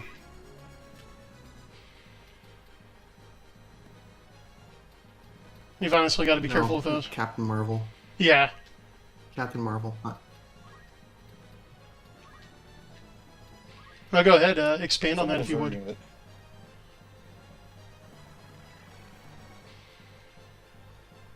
Yeah, talking to me, Brian. Yeah, I'm just going to shut up and let the two of you talk, because it sounds like there's an interesting discussion brewing there. Between CL and AA. Between the Yeah. Between Superman and Captain Marvel. My take is Captain Marvel because he is the ultimate Superman. The rationale is Superman just shows up on the planet. It could have been anybody, but he just shows up on the planet and he gets superpowers. And I don't know, Superman never really appealed to me. Captain Marvel, Billy Batson is chosen because he's shown to be worthy of getting the powers. I thought Billy Batson was Shazam. That's oh Captain my Marvel. gosh. Oh, millennials are so culturally impoverished. It burns. Yeah. Sorry, I'm You'll not. have to forgive me. I don't know much about Okay, so old comic book characters, but have you read any Doc Savage? oh yes, I grew up on Doc Savage and Tarzan. Okay, good. Making sure. Oh, not a problem. But the original Captain Marvel 1940 was recruited by the wizard Shazam because Billy Batson, who was an orphan, this essentially kid who has everything going against him. He ought to be bitter and angry at the world, and he's just the opposite. He tries to be the best he can be wherever he is. He gets the powers of Shazam, and he's made into Captain Marvel. But again, he gets it not because he just shows up like Superman does, but because he's adjudged to be worthy of holding those powers. See, the thing to remember is, okay, let's do a little history if you don't mind, Brian. Not at all. Captain Marvel, 1940, Captain Marvel comes onto the scene. Superman's been around for a bit, but Captain Marvel just starts kicking Superman's butt in sales. And keep in mind that Captain Marvel is being produced by one of the biggest publishing companies around. A publishing company that started by publishing a joke magazine. Okay, essentially, the little 50-cent joke magazine that you might buy at the grocery store. They built their fortune on that. True Confessions, Mechanics Illustrated, all of that, and just a whole host of magazines. So there's this huge publishing company, and they come out with this character that is starting to wax poetic on Superman's sales. So national periodicals, who became DC Comics in 1977, sues Fawcett Publications, who owns Captain Marvel, and tries to put them out of business. First lawsuit that they brought, the judge threw it out and said, "No, forget it. They're not similar enough." And DC national publications, national periodicals came back again and reiterated the suit. They won the suit in, I think, 52 or 53. So Fawcett just stopped publishing Captain Marvel. But superheroes are already on the downward slide. Fawcett lost the, I think it was the trademark, to the name. And Marvel Comics showed up in 1968 and created a character called Captain Marvel. And that was the white and green suit Marvel, the Kree warrior. Didn't do well, lasted about 20 issues. And then they tried to, they just kept the name running with multiple characters over several decades until the current Captain Marvel showed up. But the original Captain Marvel was not from Marvel Comics. And Bradford is right. That was because of Captain Captain Billy Fawcett. Captain Billy's Whiz Bang was the name of that little joke magazine. Captain Billy's Whiz Bang. That is quite the name. Yeah, it was closing in on the Playboy of its era because it was rather risque. And if you go out to archive.org and look up an issue or two of it, it's not all that risque for today. But it was thought to be one of those things that really was deteriorating the American youth. Bradford is also right that Char Aznable is such an icon as to be a trope of his own. Like, it's hard for Westerners to fully grasp Char's popularity in Japan. The best way to describe it is combine Darth Vader and Spock, and it's like that level of fame. Mm-hmm. I mean, the character has his own line of jeans, his own credit card, and like his own Honda Civic trim, I think. So he's a big deal. It would be like the 1966 Spock and the 1977 Darth Vader had a kid. Yeah. Yeah. I recommend against his credit card, though, because if you default on those credit card loans, then he'll drop a colony on your house. But you get 3 times the points. Man. Yeah. CDR. That's right. Sorry to step on your toes, CL. Kits that buys you, if you can find them. Yeah, he's right. I was going to say, the character slider of how the other characters react to them is an interesting one. Because it can be really badly if, like, you write a character that's super unlikable to the audience, but make everybody else love them in the story, backfires. But Bright No is a good example of how to do it right. Because, at least from what I've seen of UC Gundam, like, he is not like a brilliant tactical genius that's sneaking Land Raiders in behind the shrubbery. Like, for most of the first films, he's just like way out of his depth and trying to like stay on top of things, which makes him like, that's why I like the character, because he's like this new officer that just has this whole mess dropped in his lap and they're like, figure it out. Yeah. But for the way other people react to him, Slider, by the end, it's like, this is a man that has commanded the respect and obedience of both Amuro Ray and Char Aznable at various points, and that says something about him.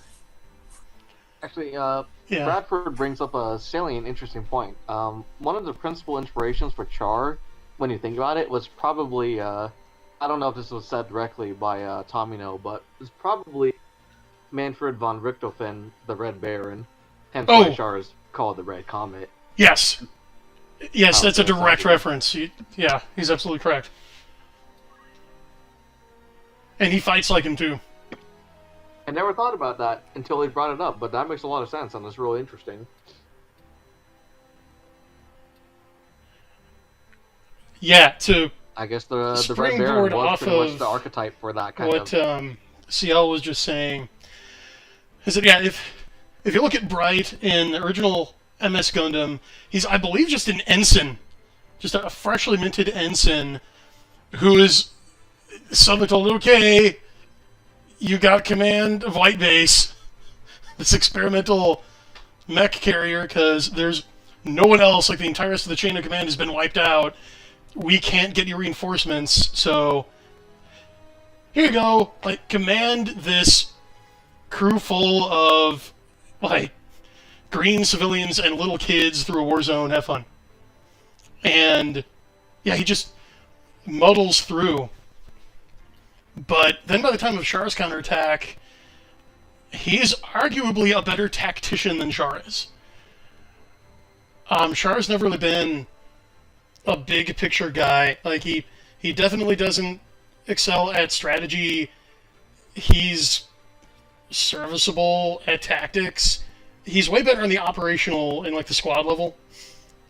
But, like, for example, when Bright sneaks the nukes into the normal missiles in CCA and comes within a hair of taking Char out, to even the point that Char has to remark, like, not bad, Bright, like, grudgingly. Yeah, I think that's an example of what CL is talking about.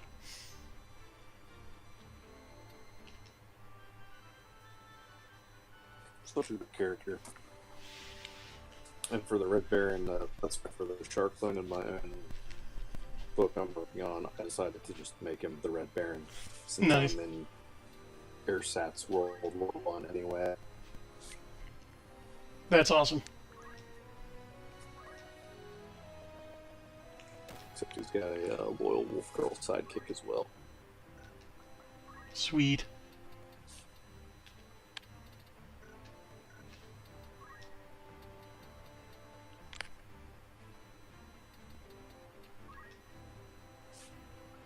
Yeah, sure, skills to more on the just personally really good at things level.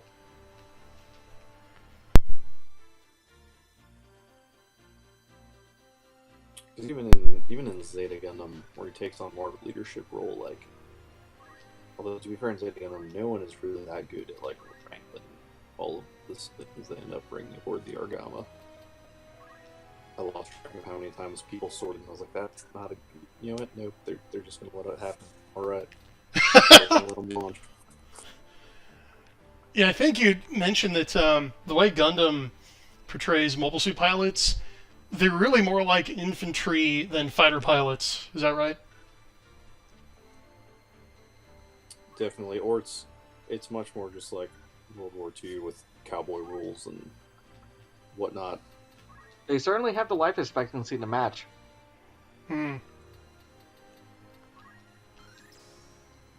Martel is here and should be here in a moment. Oh, wow. Sweet. I really don't have to do anything at all but play the game. Alright, you guys carry on. I saw he was up, so I figured I should tag him in. Good thinking. And plus, he would love the conversation we're having right now. Actually, say Brian, really quick, since earlier you mentioned that that pagan LARPer on your stream, here's something that's come across mine recently that I'm kind of Coming curious in your real take on. quiet. Pagans. Hey, There you are. Martel. Who's talking Martel, about what's up? paganism? Not much, how are you? Doing good, doing good. Yeah, right. I kind of wanted to ask, since you earlier brought up the pagan LARPer meme, and that kind of strain of people on Twitter, what do you think about the people who basically... It's something that's come across my timeline recently, where people talk about Muslim Spain as if it's basically like Wakanda, or you know, that sort of historical revisionism. Have you ever come across that recently, or is that just me? Alright, would that be, That's Go for it. I'm gonna play the game. Do it. that's been around for decades. The portrayal of the various Spanish caliphates is this cosmopolitan, multicultural paradise where people of all faiths and creeds were allowed, and then, of course, the evil Spaniards come in with the Inquisition and just ruin the whole deal. And yeah, you know, the Muslims did practice slavery too, but unlike Christians, it wasn't for a lifetime, you know? And, you know, it's not the same kind of slavery, you know, it's, Leaving aside the fact that slavery was banned pretty much everywhere in Europe, and then it only got started in the colonies. you know, it's not the same slavery, you know. Plus, you know, like science, man, they had a lot of science and scientific advancements. My Not that I favorite, can point to any, but man. they My had favorite- them, man. atheist meme remains that that chart of time and science, Oh, right, where they know say what the I'm Dark talking Ages about. was like this Hmm. big Yeah, hole of. and they're very the Christian Dark Ages. Man, I can't believe that we lost 5,000 whole millireds of science in the Dark Ages. Yeah. Never forget. Been to a Korean hyper war, and all of the science is lost. Yeah. There's an atheist author. I want to say his name is Tim O'Brien. I could be wrong here, but he wrote about the myth of the Christian Dark Ages, and even he gets tired of that one and says, no, like science, like the actual scientific method as we understand it now, was stillborn everywhere else. Like, yes, you've got scattered individual breakthroughs where once in a generation geniuses would come up with like gunpowder in China or like algebra in the Middle East or some other advance, but then it's stillborn. They don't do anything with it because the society it came into didn't have the metaphysical grounding to fully exploit it. Because like in China, right, their belief system was that, well, there might be an intelligible order to the world, but we can't know it. That's the province of the gods. So, yeah, the freezing temperature of water could be 0 Celsius today. It could be 100 Celsius tomorrow. It's whatever the gods decide. And couple that with like a kind of steady state view of history. And then similarly, the belief still in Islam that, yeah, basically like God sustains all physical laws and all, like they deny secondary causality, right? That creatures can exert some causality. The belief is more that, okay, well, why is fire hot? Well, it's because Allah wills it in any given moment. You're not going to have the bedrock to establish a firm scientific foundation under those circumstances, and that's why science as we know it flourished in Europe and nowhere else until rather recently. Well, you also just didn't see the concerted efforts to systematically understand them. But the ancient Romans and Greeks had steam. Mm-hmm. Like they had devices which they powered via steam. They still didn't get any sort of industrial revolution. Yeah, again, because they lived in like a fate-haunted world, right, where hey man, fate controls everything, even the will of the gods. We can bribe higher beings like the gods to intercede for us and make fate go better, but yeah, again, what's the point of systematizing any kind of natural science when you're in polytheism, where by definition there would be multiple orders of reality? Mm-hmm. They're just not quantifiable. And Heroes, like, as you pointed out, Martel, Heroes steam engine, it was a toy. That was what was thought of it. It's an interesting effect, but nothing more comes of it. Right. Actually, as far as the Dark Ages go, there was a very good book that I can't remember the exact title, but the thesis was that the Dark Ages were not caused by Christianity or even the fall of the Roman Empire, but in fact the rise of Islam. Because the essentially the reason we call it the Dark Ages is the lack of sources. Third coined some centuries later, but that's mainly due to, in this author's thesis, the cutting off of papyrus shipments from Egypt after it fell to the burgeoning communities. Because the basically two methods of writing in the Roman world were papyrus or parchment. Parchment is very time-consuming and expensive to make, so they fell to papyrus, which decays easily and needs to constantly be recopied.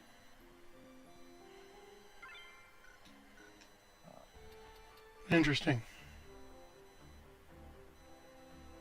That does have a ring of truth to it seems. I lean more. It's Go ahead. I would say 534, 543 volcanic eruption. They also had about a year to 2 years worth of failed crops. Oh, the little. Are you talking about the Little Ice Age, or?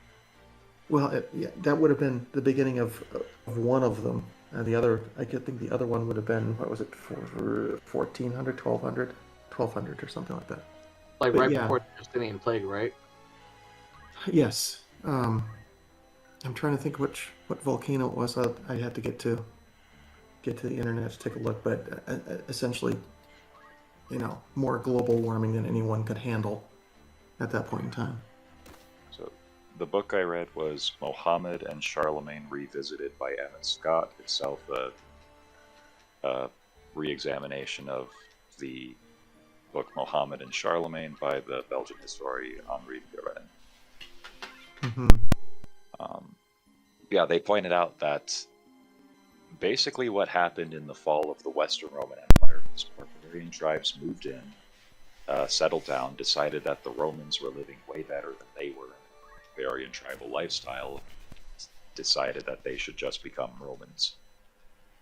And instead of, in a lot of cases like the Franks or even the Lombards in Italy, instead of destroying the imperial structures, they just settled into it and started pretending that they'd been doing it all along.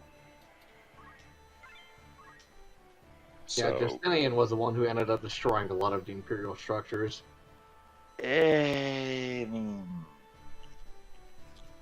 Inadvertently, but more or less that's what happened.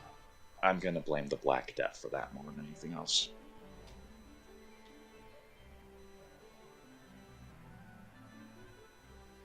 But yeah, there's a lot of historical revisionism in the world, let's put it that way. And it causes me no end of grief.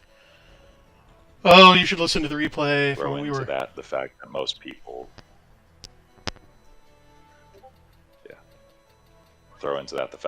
people's understanding of history comes purely from Hollywood and Yeah, we were Recipe for bewailing that disaster and earlier. Frustration.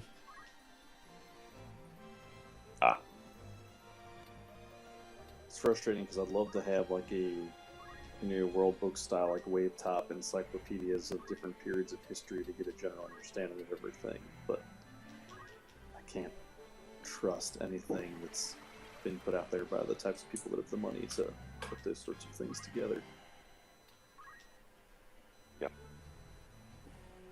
Yeah, that's why we're in a one day dark you can age make one now. yourself, hopefully.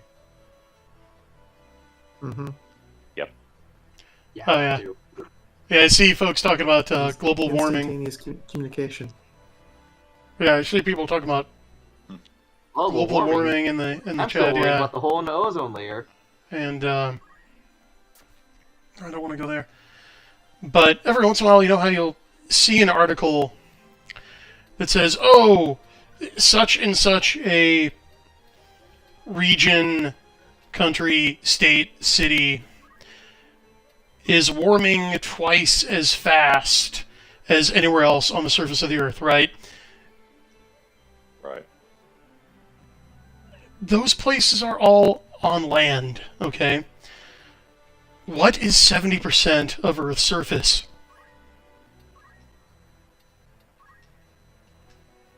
Anybody? Anybody? I presume. It's Water, just I presume. Water. Yeah. Now, yeah, exactly. How does the specific heat of water compare to that of land? It's huge. Very good temperature sink. Yeah, so everywhere on land is going to be heating faster than 70% of the Earth. It's just all a scam. Well, and again, our Arctic temperatures are collected in one location, primarily in the Arctic, because it's easy to get to it. Personally, I really don't care, because even the most catastrophic estimates are what? 1.5 degrees Celsius warmer than average by the end of the century? And those are their worst case estimates. 1.57 degrees, the sky is falling, the ozone layer is gonna rip apart and kill us all with lasers. Yeah, for I one, remember that one too. Yeah. I would love They a have- year-round they growing have season. been predicting, Mhm. yeah, all that you're going to see in a slightly warmer world is the equator is going to become less habitable, and deserts are going to expand. Areas that are currently uninhabitable, more towards the north, are going to become more habitable. Heck, we might even get the Northwest Passage back.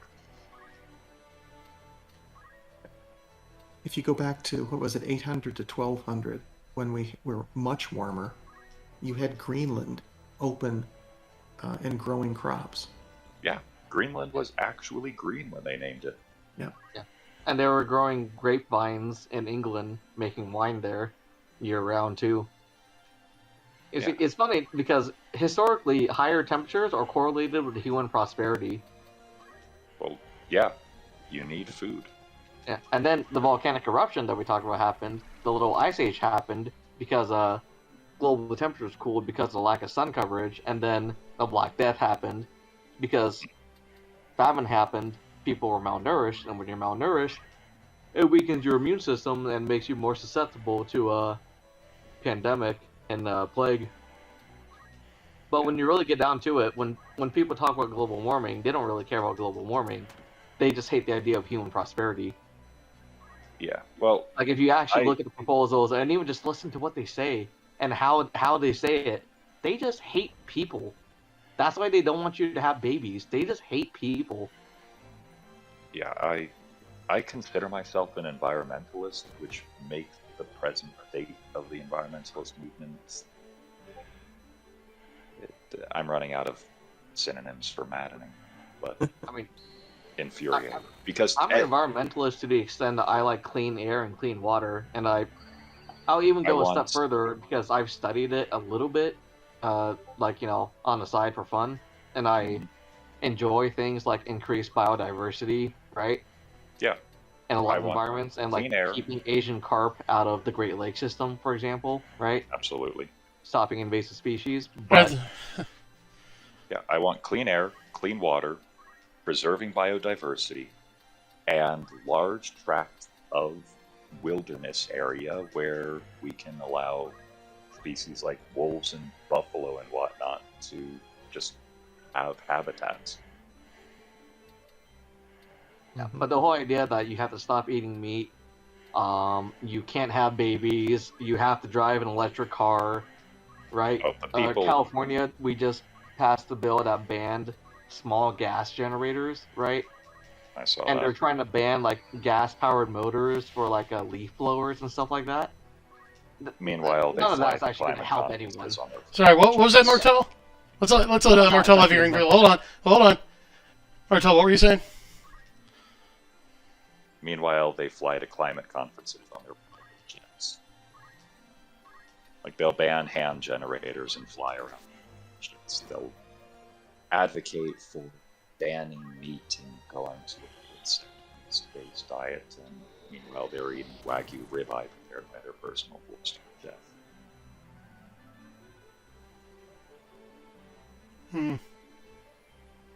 Yeah, I mean, I believe Brian said it. pointing out their hypocrisy is Sorry, go ahead. kind of passé, but it's true, and Yes. it's so obvious but that it's has to be a the point, rhetorical ploy. right?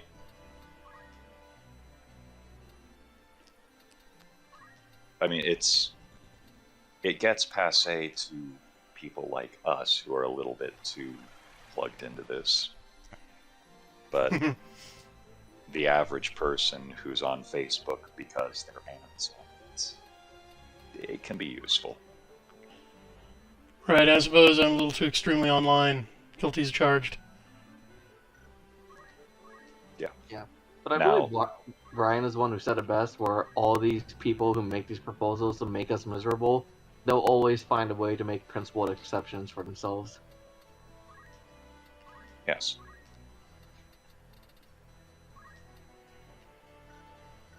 Wonderful.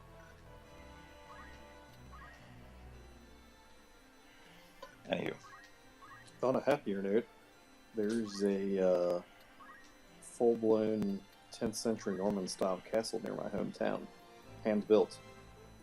Oh wow. It was, I knew it existed, but I'd never been there before, so this year I finally decided to go visit, and it's a fascinating story. It was built by a dude who, he signed up to be a medic in World War I, not because he was a pacifist per se, but because he thought guns were uncivilized compared to medieval melee weapons, and so he didn't want to use a gun. And then, instead of being able to go do medic stuff right away, he got spinal meningitis. They thought he died, so they told his parents he was dead, and his fiancée was dead. And then when they found out a few days later, when they went to autopsy him, that he was still alive, they forgot to tell everybody else. And then they hung on to him for several months because they realized that he'd beaten meningitis, and therefore he had crazy, scientifically useful blood that they could use to cure the other meningitis cases at the camp. So when he was finally free of being a human blood bag and came back and was like, "Hey guys, I'm alive," like his fiance had already married somebody else, and he was just like, "You know what, I'm just going to stay in Europe and tour castles for a while." So he did that, and then came back, was a Sunday school teacher, and started a little group of knights who then complained that they didn't have a castle. So he was like, "Alright, I'll build you guys a castle. I know what they look like. I have 189 IQ and 5 degrees in architectural engineering." Whoa! So he had them grab rocks from the river for him to build the castle with. And they took so many rocks that the Army Corps of Engineering called him up and said, "Sir, you are diverting the course of the river. Stop taking the rocks."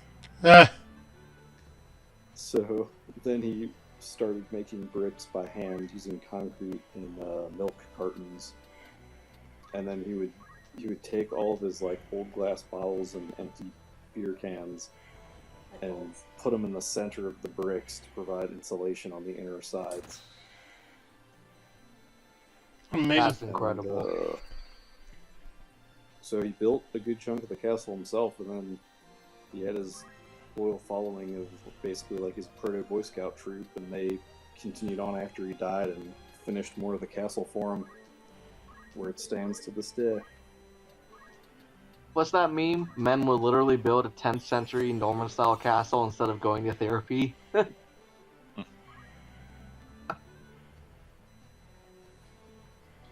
if you're ever passing through Loveland, Ohio, check out the castle.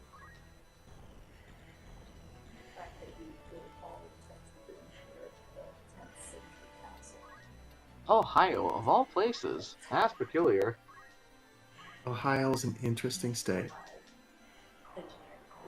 We got Serpent Mounds, like an hour and a half east of that castle. So Have you ever been? Actually, I don't know how close it is. Actually, no, it's way down. Never mind. I was gonna ask if you ever seen Cahokia, but I know that's way down south. Coke by me. how do you spell that? Okay, so not way down. CHAO. Illinois. West. Okay. or west. Yeah, You're in the Middle yeah. East. Whoops, yeah, that's what my American Midwest geography was a little messed up there for a second. Whoops. Yeah, no, you're in the Middle East. You need to think in the Middle West. It's all good. No, I love my hometown region because there's so much cool stuff around there. Like you got that castle, you got the Serpent Mound, you've got Mammoth Caves down to the south. Mm-hmm. Mammoth caves are awesome, I've heard. Mm. So, They're- Brian, have you ever seen Cahokia? No, not in person. Interesting. I know I had to do a little bit of research actually in a university on not Serpent Mound, Dixon's Mounds up in Minnesota, but it's actually related to Cahokia and the people who built Serpent's Mound all the way down to like Louisiana. Yeah, Where apparently Dixon. they're operating off a trade network. Yeah, they're part of the same Oh, go ahead. civilization. Dixon Mounds is like 45 minutes from me. Yeah. Yeah, actually, yeah, that's right. It was in Illinois, not. Why do I keep thinking about Minnesota? I don't know why. That state's just in my mind right now. But yeah, It's a Dixon's state of Mounds, mind. yeah. That's your state of mind. That's okay. I see what you did there, my friend. I have yeah, a mind palace, I have a mind mound. yeah. But it was this whole civilization all along the Mississippi River Basin, where the people grew corn and traded all along it. So yeah, from Serpent Mound to Dixon's Mounds to Cahokia, and all the way down south to Louisiana and Florida. One of the interesting things that apparently I found in this research was that the people at Dixon's Mounds, which was a much smaller community than Cahokia, which was absolutely massive, after the introduction of corn agriculture, it turns out they were in much, much worse health than their hunter-gatherer ancestors. That's not too surprising. Yeah. I mean, a lot of people would think differently after agriculture when they have a huge amount of, like, a huge increase in food stability, but, turns out it was quite the opposite, because it turns out they were giving away a lot of their nutritious foods to Cahokia to trade for, trinkets and precious metals. Oops. Huh. Yeah, interesting how that works. You see something similar happen with a lot of developing countries nowadays. Where Really? a lot of rural people will give away, like, either work hard labor or give away, like valuable foodstuffs in exchange for money. Because other than that, they didn't really have any source of, income. So it's just, I don't know, because it's kind of a pattern that seems to repeat. Well, one of the interesting things about economics is that the countries with the best natural resources are often the ones with the worst outcomes. Yeah, look at Mexico. Like, Afghanistan is Mexico, Venezuela. The African countries, frankly, are chock full of pretty much every single resource that a modern economy would require to run.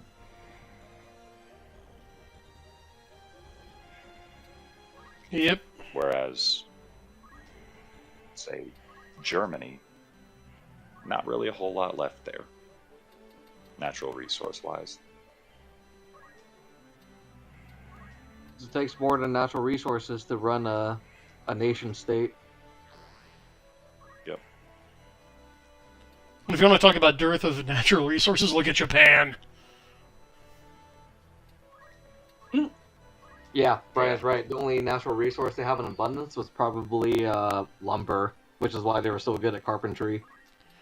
I mean, they didn't even have a lot of food And options. then, Yeah, they're just like, okay, we have like sea urchins and seaweed and fish heads and rice to work with, but you know what? Let's arrange it as beautifully on the plate as we can and just nail the presentation. I can respect that. well, their iron is also just, Poor there's not a lot quality. of it, and what there is terrible. That's why the 1,000-folded katana thing, that was necessary to make it able to hold an edge. Hmm.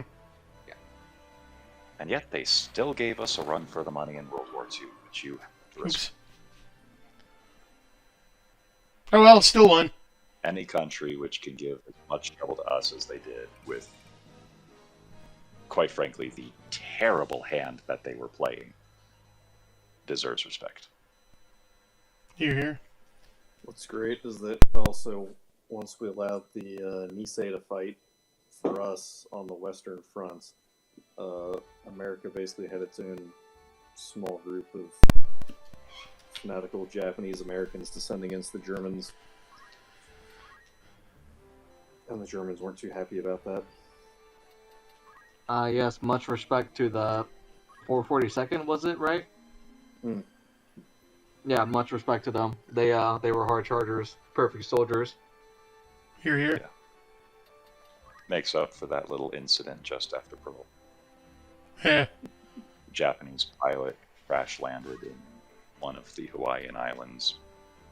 Just walked up to a bunch of Japanese Americans and said, "I'm an Imperial Japanese pilot. I need you to help me get back to Japan." And they tried to, before getting halted in their tracks by a couple of the local Hawaiians. Unfortunate, but it happens. I actually remember reading recently a interview from one of the last surviving Japanese pilots who fought at Pearl Harbor. That was a fascinating interview. Now, of Send that note, to my way. That sounds very interesting. well, of note in that incident is those Japanese Americans who tried to aid the Japanese pilot weren't first-generation immigrants. They were second-generation American citizens. Well, that tends to be the problem with any ethnic diaspora. Hmm.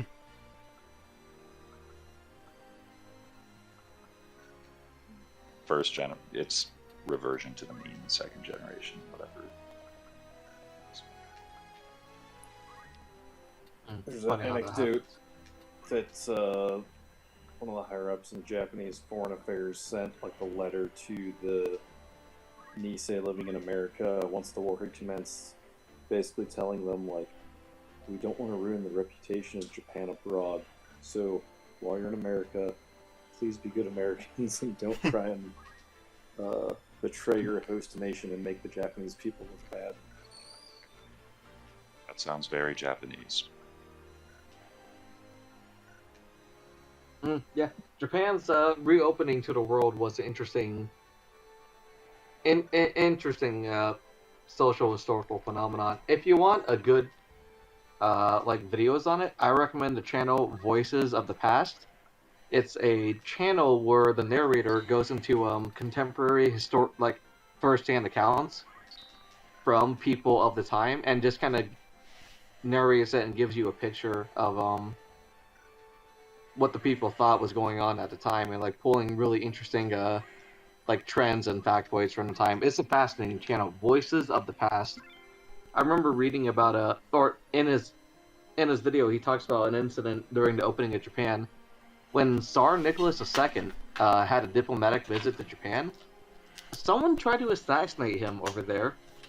I kind of forgot why.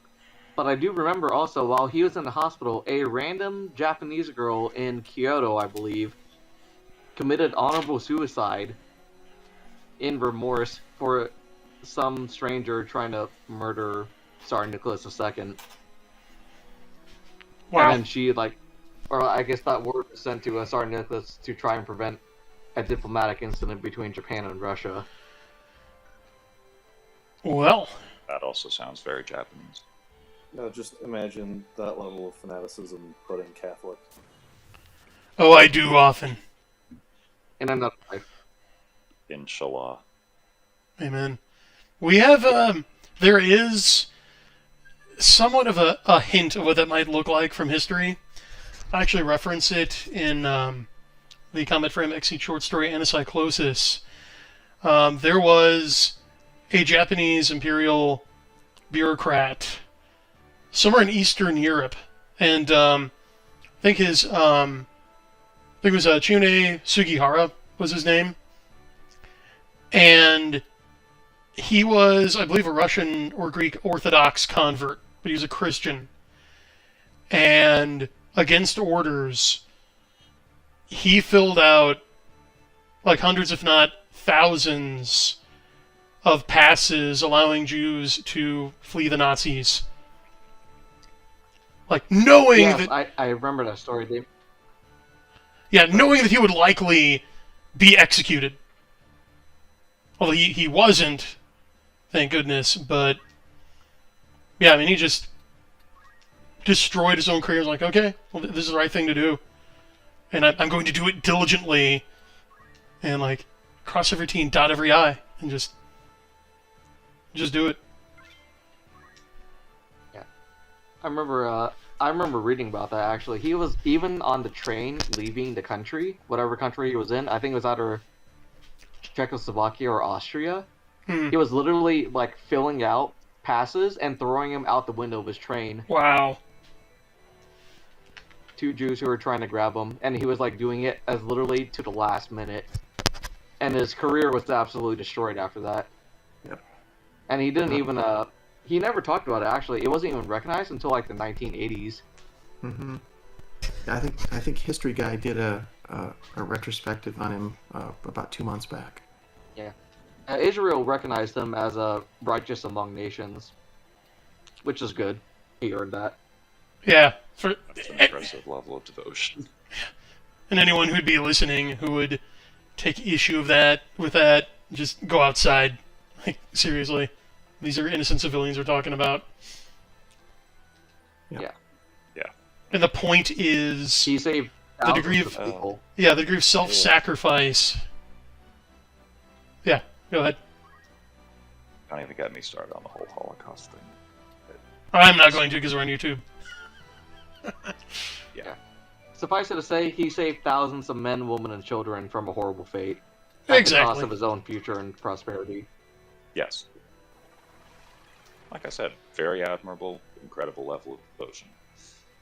We should all be so devoted. Amen. He is indeed righteous among nations. Actually, if we're talking about Japanese Christians, an interesting story that's also covered a little bit in Voices of the Past is the fact that actually there are, in certain regions of Spain, like Spain proper, there are around like 600 people, I think, with the last name Japon in Spain. Those people are actually descended from samurai who moved to Spain way back in like the 1500s in the early days of Jesuit missionary work. Not too surprising. Yeah, they were actually brought to Spain, baptized, and when they were given Christian names, it was too hard for the Spanish priests to transliterate Japanese names into Spanish names, so they just gave them the last name Japon. Wait, really? That's... Yeah. See, I find that very weird because Japanese has the exact same set of vowels as Spanish in pronunciation. That's true. Same with Italian, but for some reason they just gave them all the last name Japon. So You can I say forgot what region in Spain, but you still find people with the last name What's that seal? Japon, meaning Japan. Yeah, what's that That's seal? great. I was gonna say you can say Inigo Montoya in Japanese and you lose nothing. Wow, you really can. My Indeed. name is Nigo Montoya. Prepare to die. Watashi no namae wa Inigo Montoya. Shina... Would it be I'm terrible with conjugations. Actually- お前は我がの父を殺した。お前はもう死んでいる。 And you don't need the Iwatashi wa, you can Similar just note, say, when, Namae. But anyway. on a Yes. similar note, actually, when Japan closed off and expelled Christianity, a lot of Japanese Christians actually ran to the Spanish Philippines and formed their own expat communities in the Philippines as Japanese Catholics. And actually, there was recorded, even though it was no longer spoken, unfortunately, a Japanese Spanish Tagalog, like a Creole language that formed there for a few generations. Yeah, and then they launched a very unsuccessful attempt to retake the home islands. Yeah. That would be fascinating to listen to the language, though. Japanese, Spanish, and Filipino Creole. I would rather drill my eardrums out, I think. Just, I wouldn't want to learn that language. I just like to hear it. yeah. You're saying in an alternate timeline we could have had a Daimyo Franco leading the Spanish Civil War. Yeah.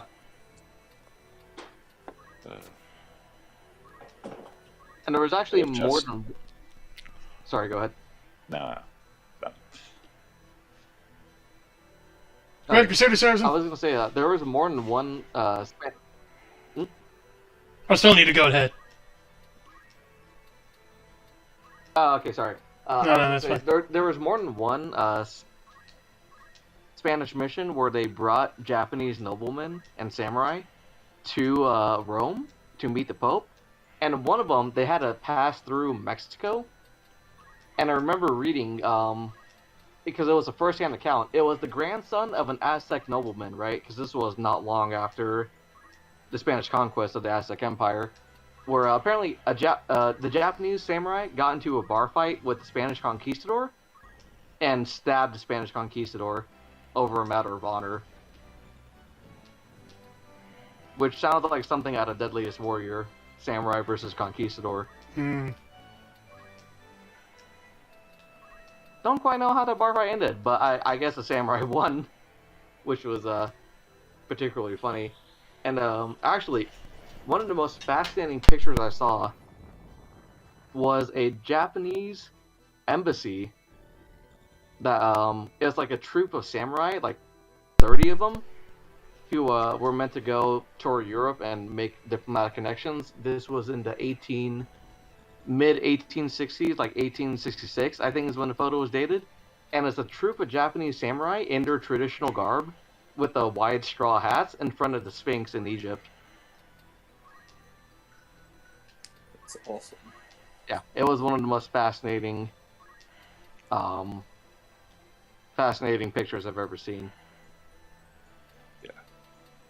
If that channel you mentioned, Voices of the Past, I think they translated a letter or an account of the first Japanese embassy sent to the United States from the perspective of one of the embassy members. Yes, that was one of my favorite videos too. He does a lot of stuff from Japan reopening. Yeah, I'll add that channel to the show notes, by the way. It's so rare. I always love. Say again? No, I was just letting you guys know I'm going to add a link to that channel in the show notes after the show.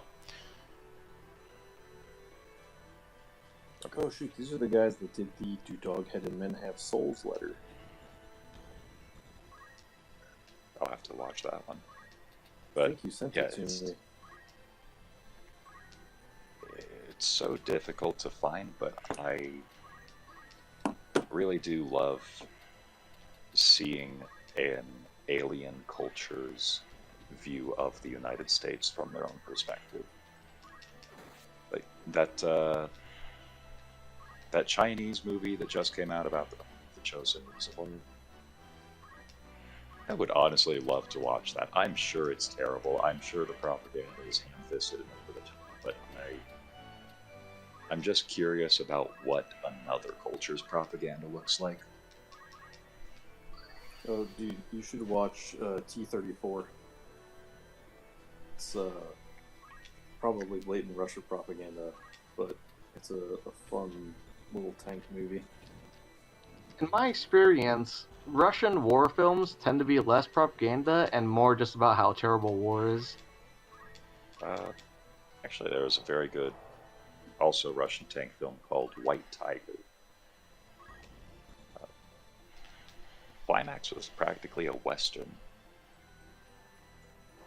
Now you have the two combatants at one end of the street. Both are damaged, so both are waiting as long as they can to actually fire. T-34 does something similar, except it's much more.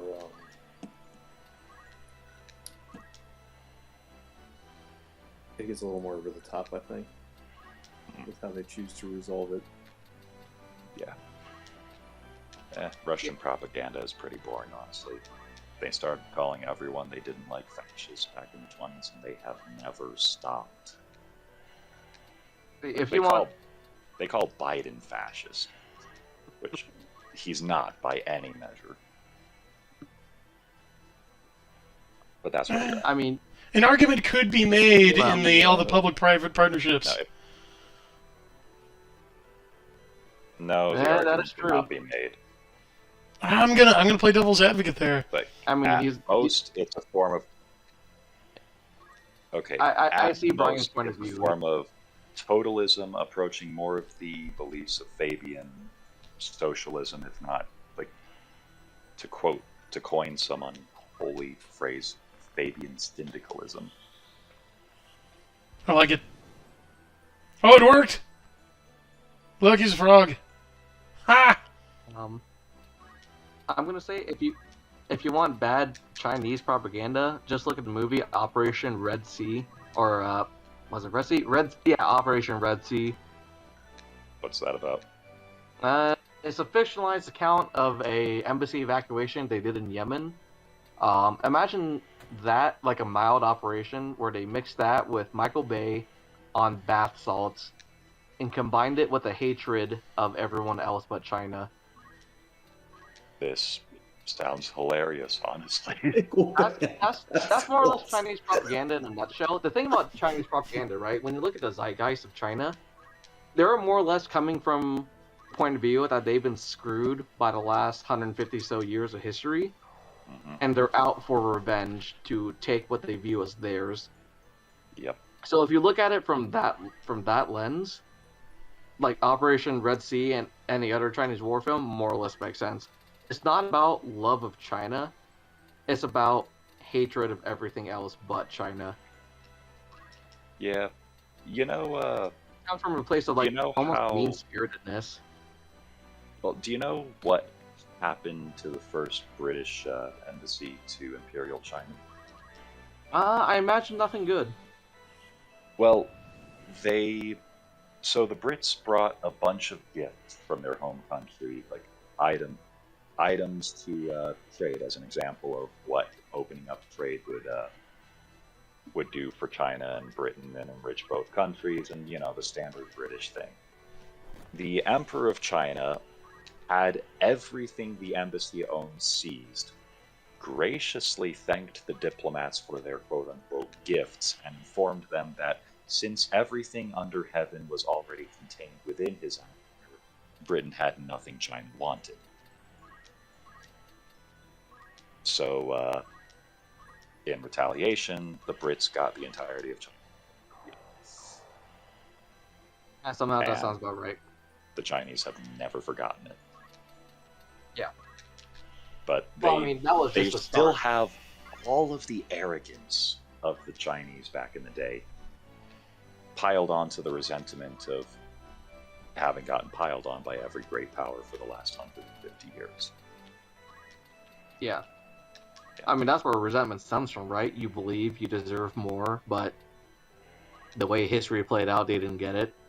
First, there was the Opium Wars, and then the Boxer Rebellion, the foreign intervention, the international police in Shanghai, Japan, the Chinese Civil War, the Great Leap Forward, all that, Yeah.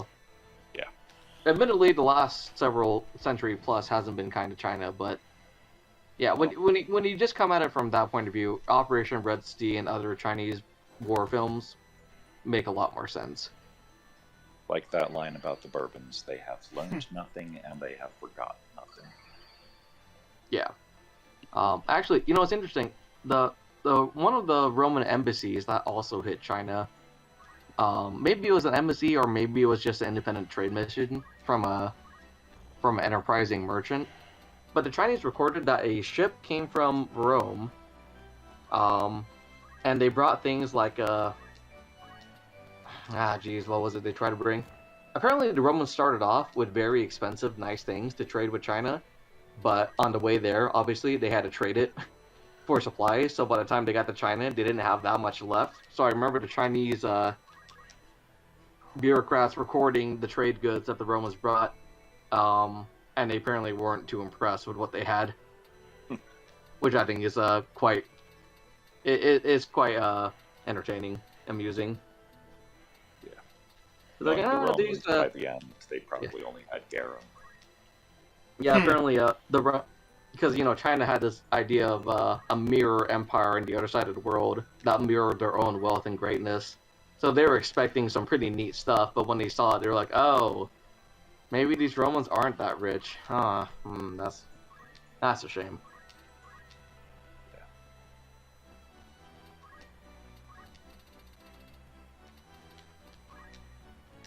Actually, Simon Hogwood says there's a Japanese tourist show can be made there somewhere. You know what?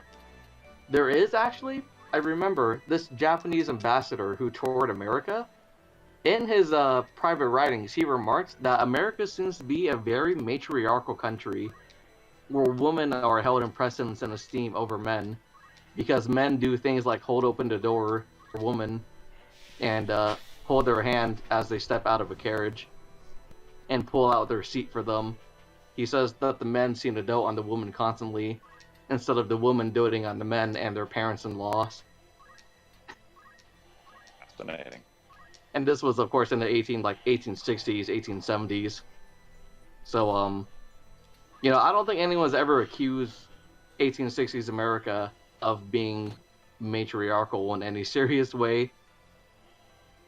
But according to the Japanese guy, that's the way he saw it. He's like, huh, that's interesting. These Americans are very deferential to a woman. Yep. Well, These women hold immense power over their men. Oriental cultures are actually very macho, I believe to be the right word. I just thought that was a really hilarious, difference in perspective, right? What we view as chivalry, they view as, I guess, more or less simpery to the point of, being deferential to the point of simpery, to put it in modern parlance. Yeah. These Americans are kind of simps for their women. Interesting. Fascinating.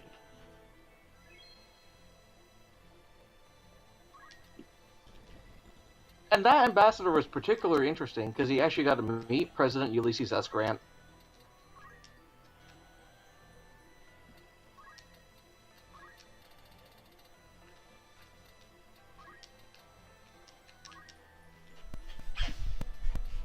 In case anyone's wondering, I'm just grinding JP now.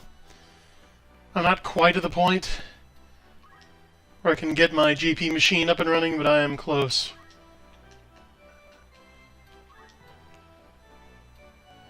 Especially since I unlocked Chakra.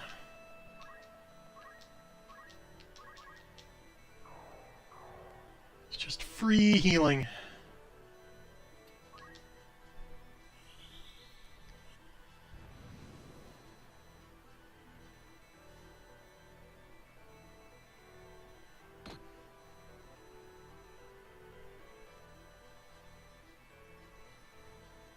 Anyway, didn't mean to shut the conversation down. Oh, no. Just, more or less I had to say on that subject. Any of you interested in historical study of first-hand accounts of really interesting and little talked about facts in history class, I recommend the channel Voices of the Past.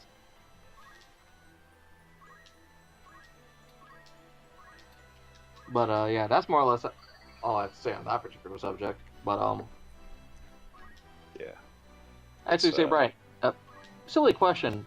What's JP exactly? Job points. They're the points I use to buy the abilities within each job class. Ah, okay.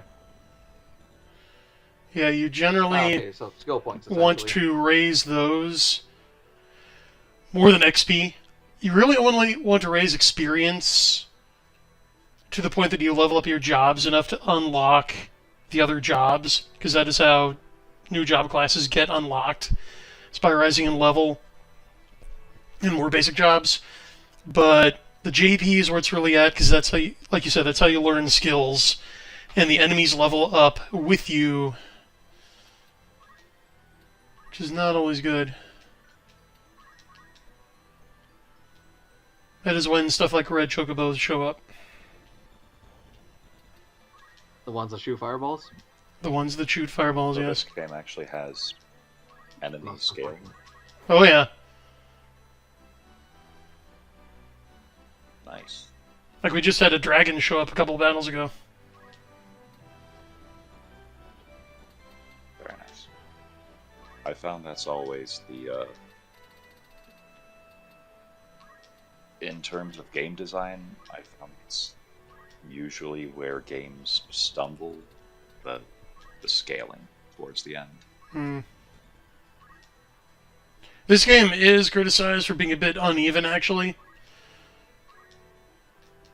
There can be steep, sudden difficulty curves, but just got to be prepared for it. It's not that bad.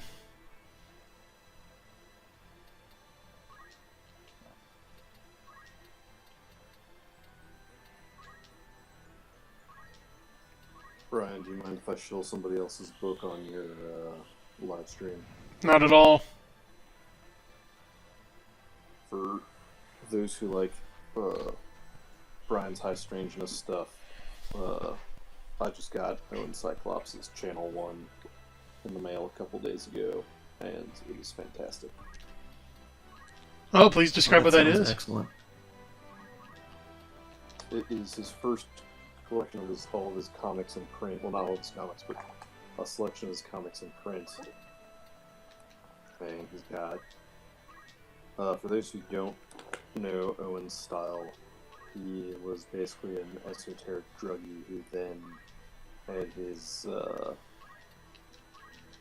St. Augustine moment and converted to Catholicism, but he still produces the kind of artwork and vibe you'd expect from someone who used to be a esoteric druggie before being baptized. Picture So- a sorcerer who converts and remembers all of his previous writings. Breaks his staff. Burns his scrolls. Yes. So he's got some really cool, some of his longer form comics in here are really interesting. He's got his anti-porn one, which I really like, and then he's got he had an analysis of Godzilla that I won't spoil, but I don't think I've seen anyone else interpret the creature this way before. I dropped a link to the book in the Discord chat. Thank you. He's got it on sale right now too. By the way, CL, did you And, see I think the... one of the most interesting ones? Oh, go ahead. Oh, go ahead. I was just wondering if you saw the Godzilla sighting picture on Twitter. Oh, I did. That is, he is out there. And he needs to visit some other places besides Japan sometimes, you know? Yep. Well, we saw what happened when he visited America in the Roland Emmerich film, and let's not do that again. That wasn't I him! don't know what movie you're talking about. Yeah. Well, we're talking about Sting and the You're right. Speedo. Even. It was actually Zillow, or yeah, they call it Zilla. And it got curb stomped by the actual Godzilla in 3 seconds flat. That was a beautiful moment in Final Wars.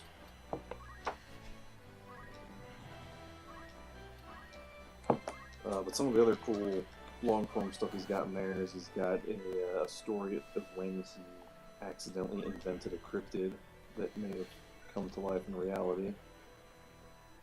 I hate when that happens. And then he's got a fun,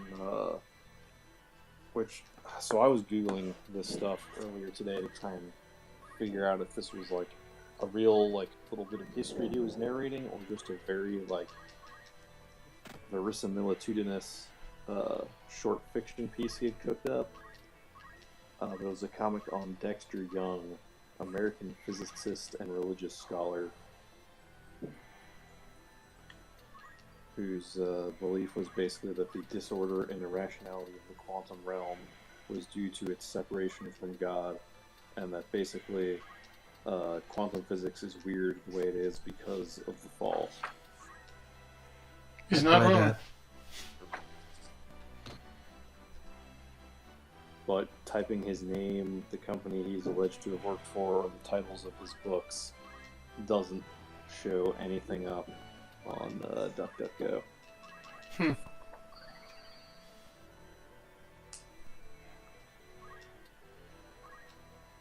But it does say he has been quiet since his time and has no website or internet presence, so maybe he's just done a really good job of vanishing from the web. And unfortunately, he was excommunicated by his bishop, though I don't know for which parts of his writings. Hmm. Possibly the fact that he thought that the perfect order at all levels would be a return to a crystalline state, and that Adam and Eve were basically crystal men prior to the fall. You know, on the one hand, that's tragic. Dutch On the Young isn't from Dexter's Laboratory. on the other hand, I wish bishops would start excommunicating heretics again. That would be awesome.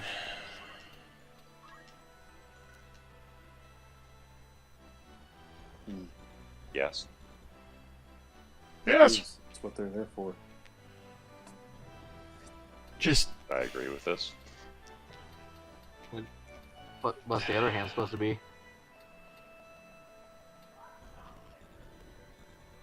ever hear the Yeah, story that of was sounding a lot like. On the one hand, I could really go for a pepperoni pizza. ever hear the story of how I think it was I'm like, yeah, I'm not On the seeing other it. hand- On the other hand is my phone, ordering a pepperoni pizza. I think it was Truman who once wished for a one-armed economist, because anytime he would ask an economic advisor, well, okay, so like, what will the repercussions of this policy be if I signed it into law? And he'd always be told, oh, okay, well, it'll be this. But on the other hand, Mm-hmm. Well, if you laid all the economists in the world end to end, you'd never reach a conclusion. And then Larry Niven and Jerry Cordell pop in. Yes, and Yeah. on the gripping hand. ooh, I'm more likely to trust an economist if he casts a magic spell to tell the future. Like if he has a vat of like a cauldron with a mysterious brew in front of him, and he yells out, "Eye of Newt, Wing of Flea, what is next year's GDP?" I'd be more likely to trust that than anyone you see on like CNN or mainstream media. That is economics. Yeah, pretty much. Either that or it's a bunch of D&D dice that get tossed. So that's why they call it a soft science, huh? they call it No, the they call dismal the science. dismal science. Sorry, I just steal your thunder. Dismal science. It's only half right. The dismal's fine. It's the science part that they miss out on. I was gonna say Much I'm more. not seeing the science here. Well, We all the- know it. Every single one of us knows that what we do is math science. It's math. So if you use math, it must be science. That's the reasoning. I question whether it even qualifies as math. It's more like using number to evoke spirits. Well, I buy that, which is Although- why I label that mathematics. Actually, that's what Pythagoras did, and everyone knows him, so. Mm-hmm. There's another fun comic in here on a guy that practices haruspicy by smashing old video game consoles and consulting the wreckage. What's its track record? Seems to be pretty good. Show me the CPU, now the RAM. Well, you can always download more of that. He's dressed like a 4th century druid. Does his staff just end in a three-pronged USB symbol?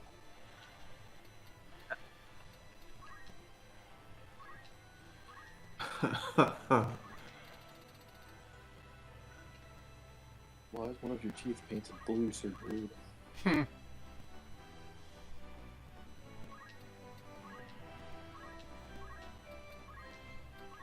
Can you find my headphones so I can listen while I fall asleep, please, and thank you.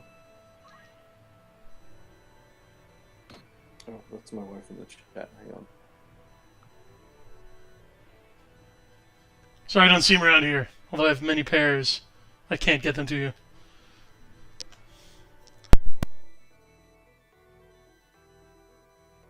Oh, it looks like we have a Russian visitor too. Yeah, probably bot. Uh, Vipad, I can't read. Koro, yeah. So. My Cyrillic is terrible, so I'm not even going to bother trying to read that. The mere existence of Cyrillic irritates me to no end.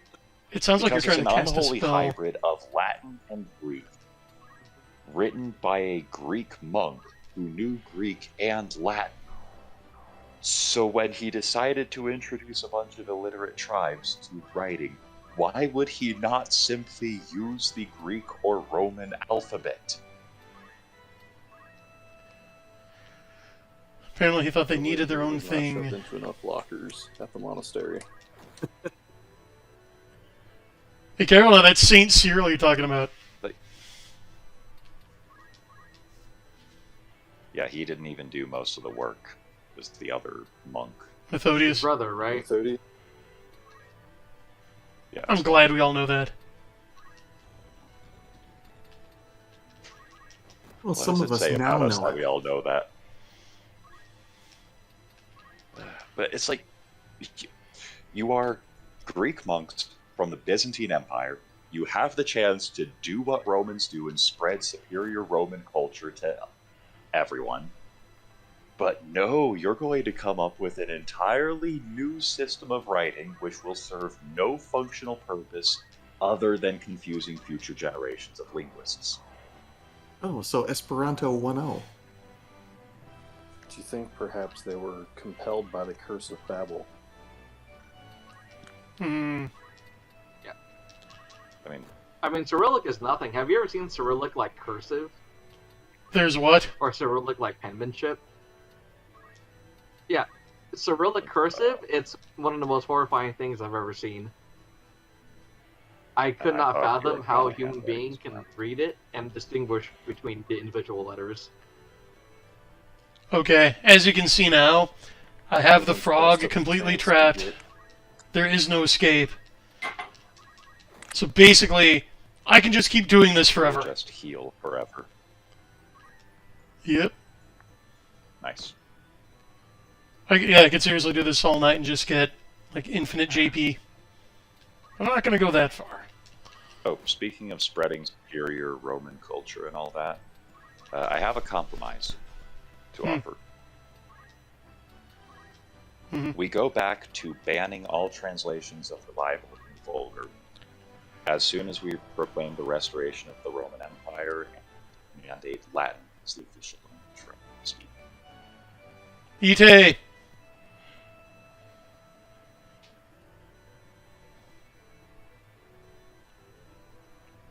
Sic vivat Latina lingua. I'm all for this. Go. Yeah, it's a deal. Was I Ite's? Okay. Yeah. I mean, I'm just always going to try to restore the Roman Empire. Hmm.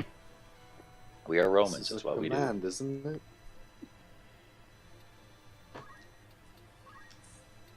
And I think actually the last time I was on Saracen, you and I had a little discussion about. I said that Chinese culture could not survive as Roman culture does, and you took issue with that. I said Chinese, or you said Chinese culture cannot survive what? As Roman culture does, that they will not rise to the same level of cultural impact as Rome. I mean, I don't remember that particular conversation, but I will say now, I mean, Rome isn't really around anymore, but China still is in a very direct sense.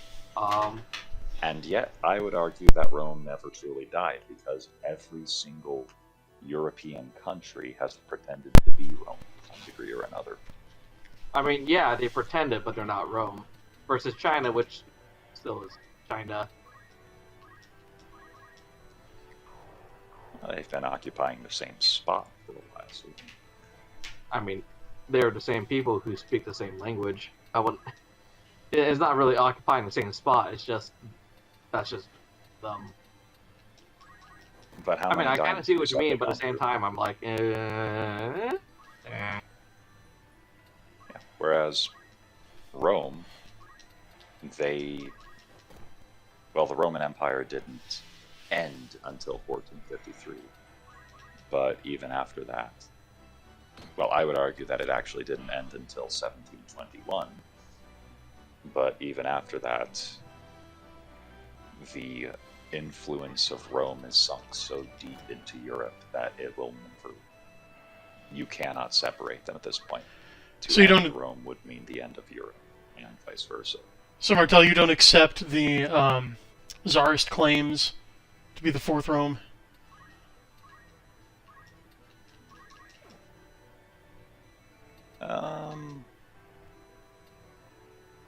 wait, which one's the third Rome? I then? would need to know more about the baptism of the Rus.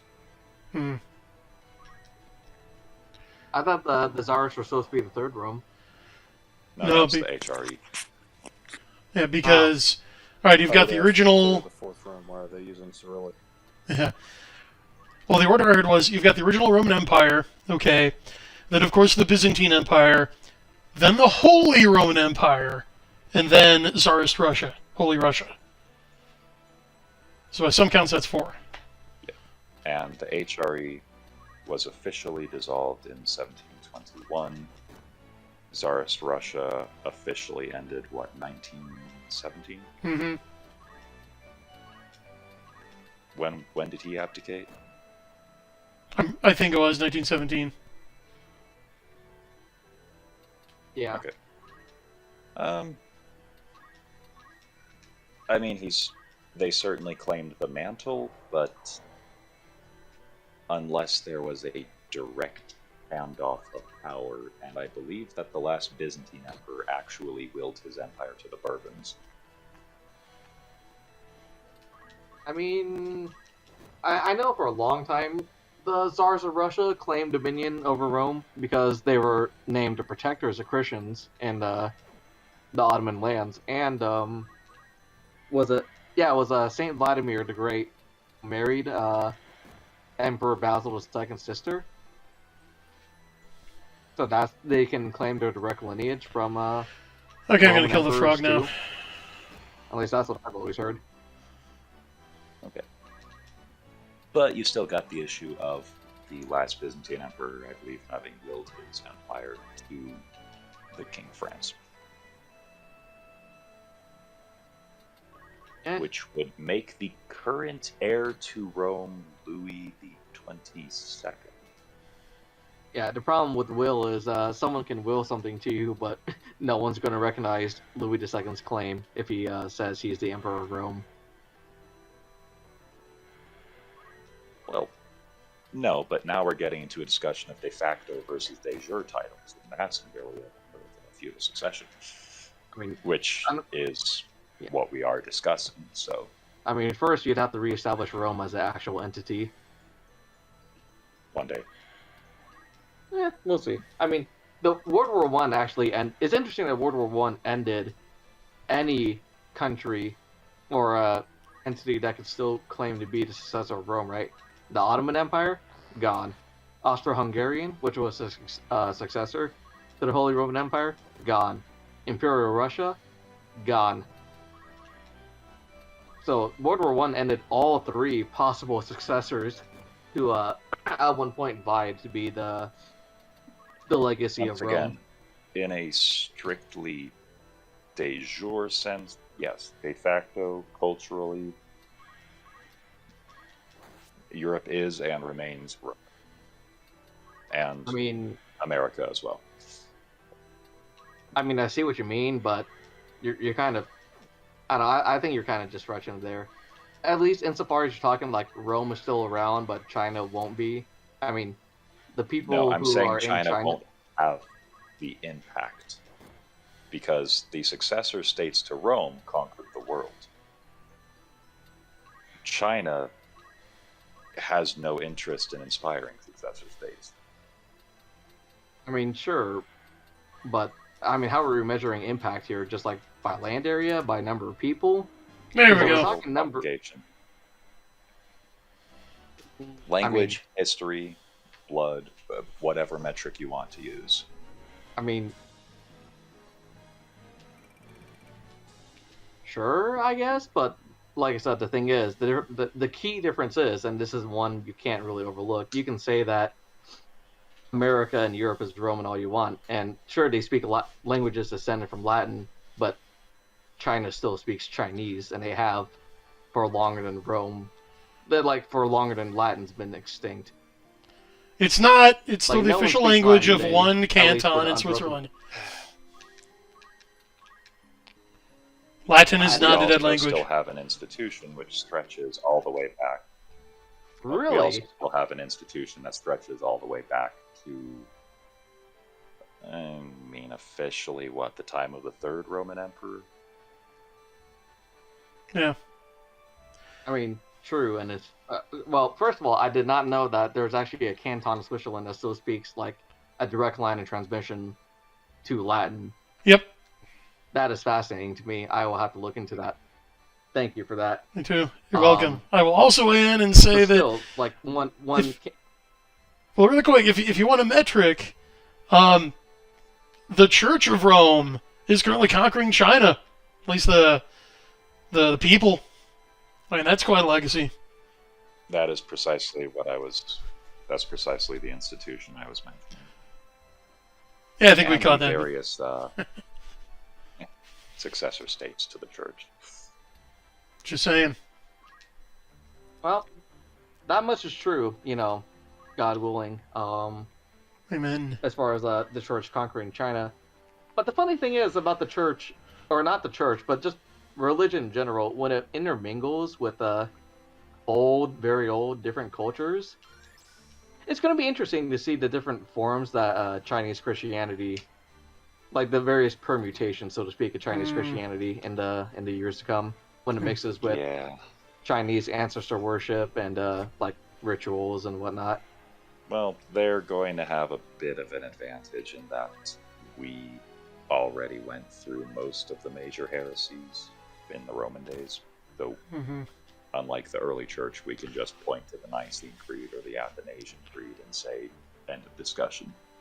So you don't think there's going to be another Chinese saint or Chinese Arius? Well, if you do get someone like that, we can just point to the Nicene Creed and say, end of discussion. That's the great thing There's about a another dogma. It's Chinese a Saint Nicholas. line in the sand. Yeah. But as for the ancestor worship, I mean, again, that's one thing Christianity's great at is finding the kernel of truth in pagan practices and saying, no, this is what you're really grasping at, unknowing, and channel that into veneration of the saints. Yep. See that about... I'm terrible with stuff like this, but was it Paul discussing with the Athenians the altar to the unknown god? It was. Okay, it was Paul. Mm-hmm.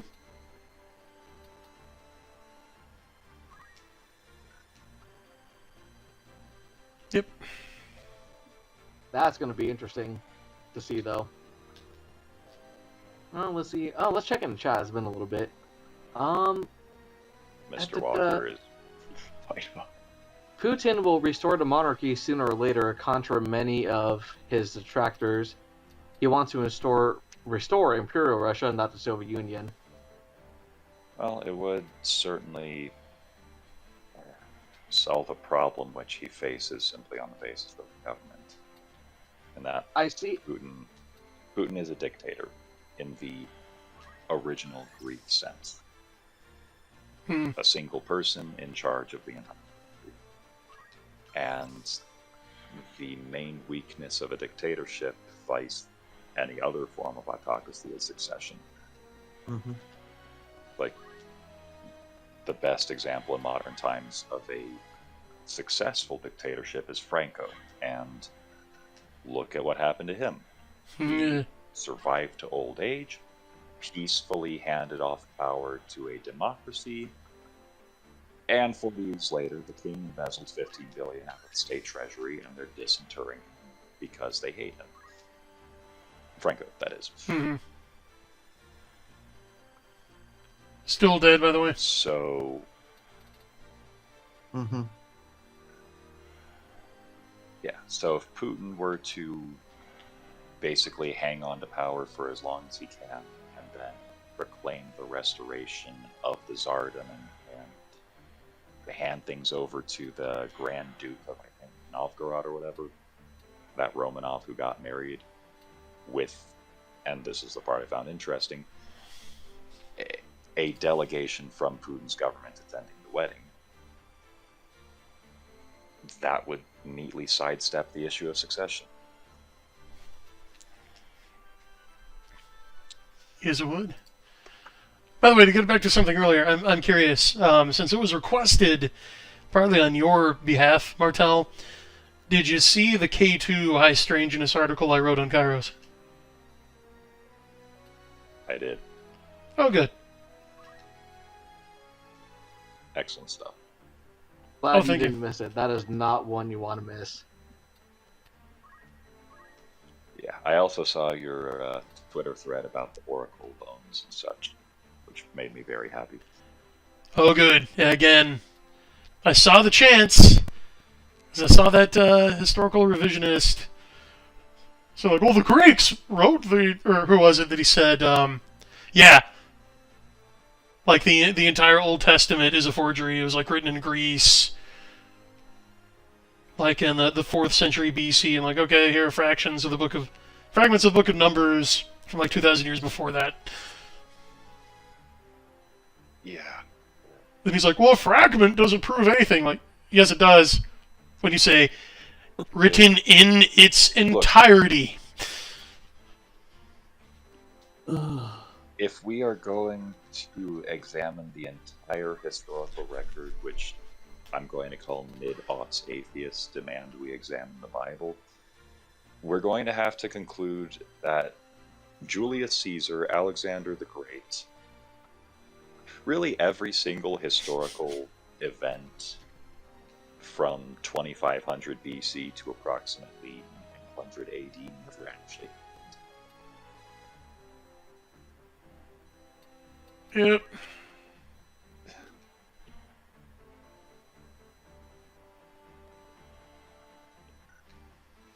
Which, once again, that just gets back to people being educated by the public school system and Hollywood. Homeschool or die. Yes. Quite Yeah. literally. Yeah. Because Have you seen sadly, the suicide numbers for school children? Yeah, homeschool or die. failure to homeschool, child abuse. It is. Well, you're locking people up in a concrete box for 8.5 hours a day, and they might get to see the sun for half an hour. Mm-hmm. Concrete box is not an exaggeration when you realize that most American schools are built to look like prisons. Oh, yeah. Brutalist Yes. brutalist I was not architecture. exaggerating in the slightest. Oh yeah, no. My high school was literally designed, the architect behind it was the same architectural firm that does American prisons. Yeah, I went to a Catholic high Built to the school, and the same interior plans. was still designed like a fluorescent lit tomb. Yeah. Which is why I don't say Yep. homeschool or send your kids to parochial school or die. No, because parochial schools just have the exact same curricula as public schools, and they're doing all the child torture, but with a crucifix on the wall. How about that? Yeah. Well, and how at this point it's pretty much a game to see which account says, as someone who was educated in Catholic school, I insert heretical belief here. Yep, that's when I insert the witch test, and they always fail. So yeah, it's breeding witches. Not a good look. Yeah. Yeah, Bradford's right. Schools are prisons for all intents and purposes. Yes. At this point, depending on which school you go to, they even have the same security measures. You know, pat downs, metal detectors. Especially, yeah, if you're in the inner city. And if you're in the inner city, Lord help you, because no one else can at this point. Yeah, complete with gangs and muggings, all the good stuff of prison life. Although I guess they are preparing them for their future life. So they got that going for them. Yeah.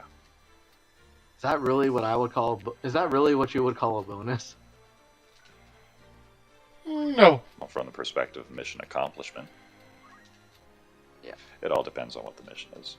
I mean, that's what you hear from people all the time, right? Is like they're like, "Oh, this school is so horrible. I hear kids are running trains and snorting lines of coke in the bathroom." You're like, "Oh, have you ever thought about homeschooling?" And they go, "No, I want my kids to be prepared for life."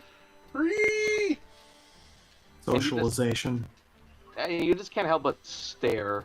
Yeah, well, In once silence. again, socialization for what? Yeah, right. People say that homeschool kids are weird, but precisely what are kids being socialized into by attending public schools? Sitting still, listen to authority figures blindly for 8.5 hours a day, and then in your off time, the popular kids form cliques and bully the less popular kids. I just don't think kids should be raised to think that snorting lines of coke constantly, constant fistfights, and crimes of a heinous nature around you should be normalized. Well, let's not go Or normal. nuts. No, okay, but yeah, look. Kids don't learn how to be adults from other kids. They learn how to be adults from adults. So arbitrarily stuffing kids into a room in a neon concrete cube for 8 hours a day with their peers, just arbitrarily arranged by age. Yeah, that's normal. That's the natural environment in which human beings have historically learned, right? Yeah, we're creating a cyberpunk Lord of the Flies. We're surprised when Roger's getting Stewart. And That- the only adults they do have contact with are police, who will probably kick the crap out of them. And take if their they ever do coke. anything. Take their coke. Or they're underpaid, union-protected, communist, demonically possessed marionettes. The teachers. Good term. And Martinet. that's the only adult role models that they have for about 8 hours a day. I think And you're that's normal, right? you're abusing the term adult. Yeah, you're right, mea culpa. But that's the only, Absolvo. I would say, is of age even appropriate? Because I suppose they are of age, but of age has some implications about actually, having the maturity that comes with coming of age.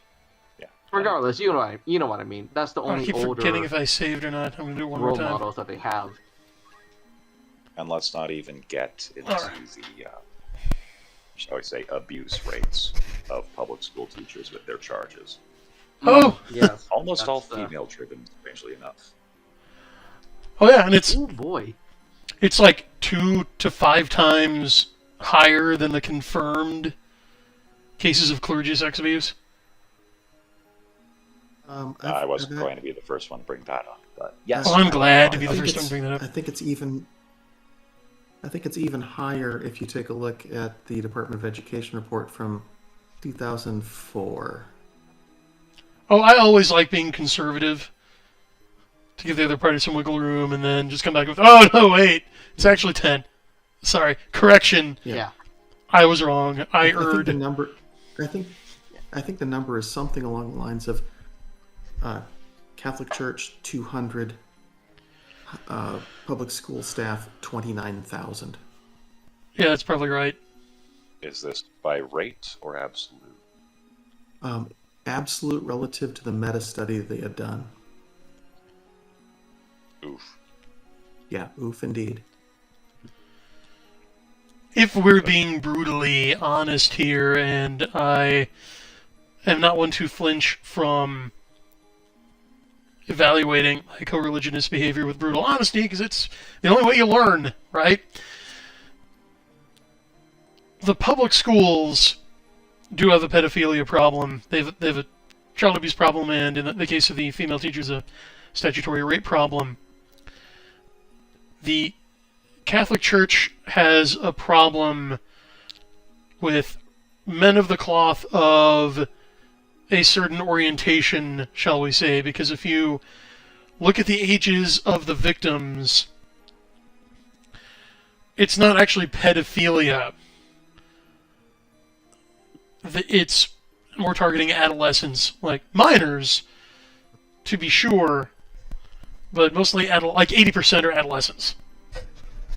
Okay, that's just how those relationships go.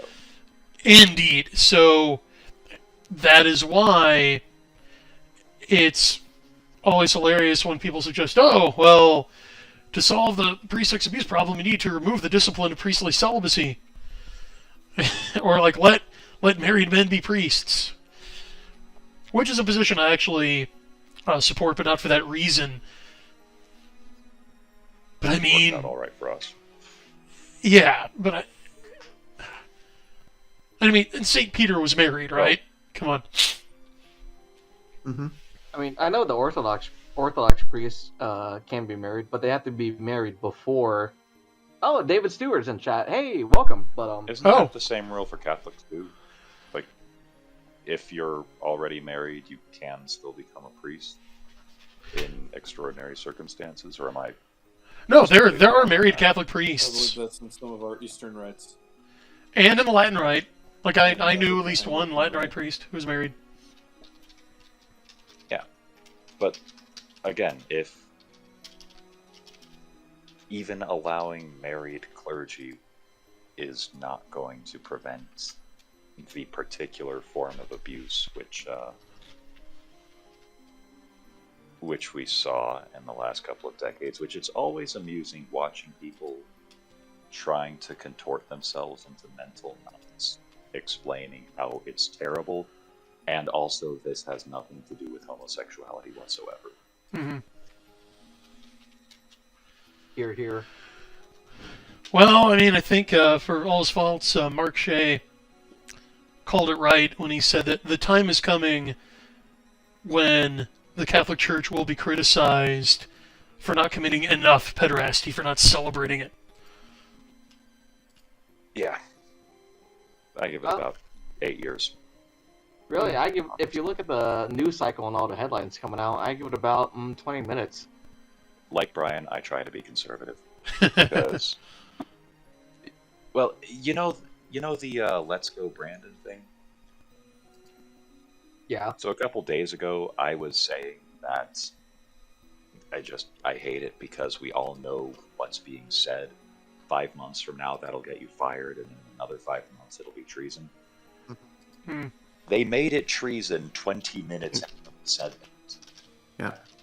Literally. It Yeah. is sedition and advocating the overthrow of the government. Yeah.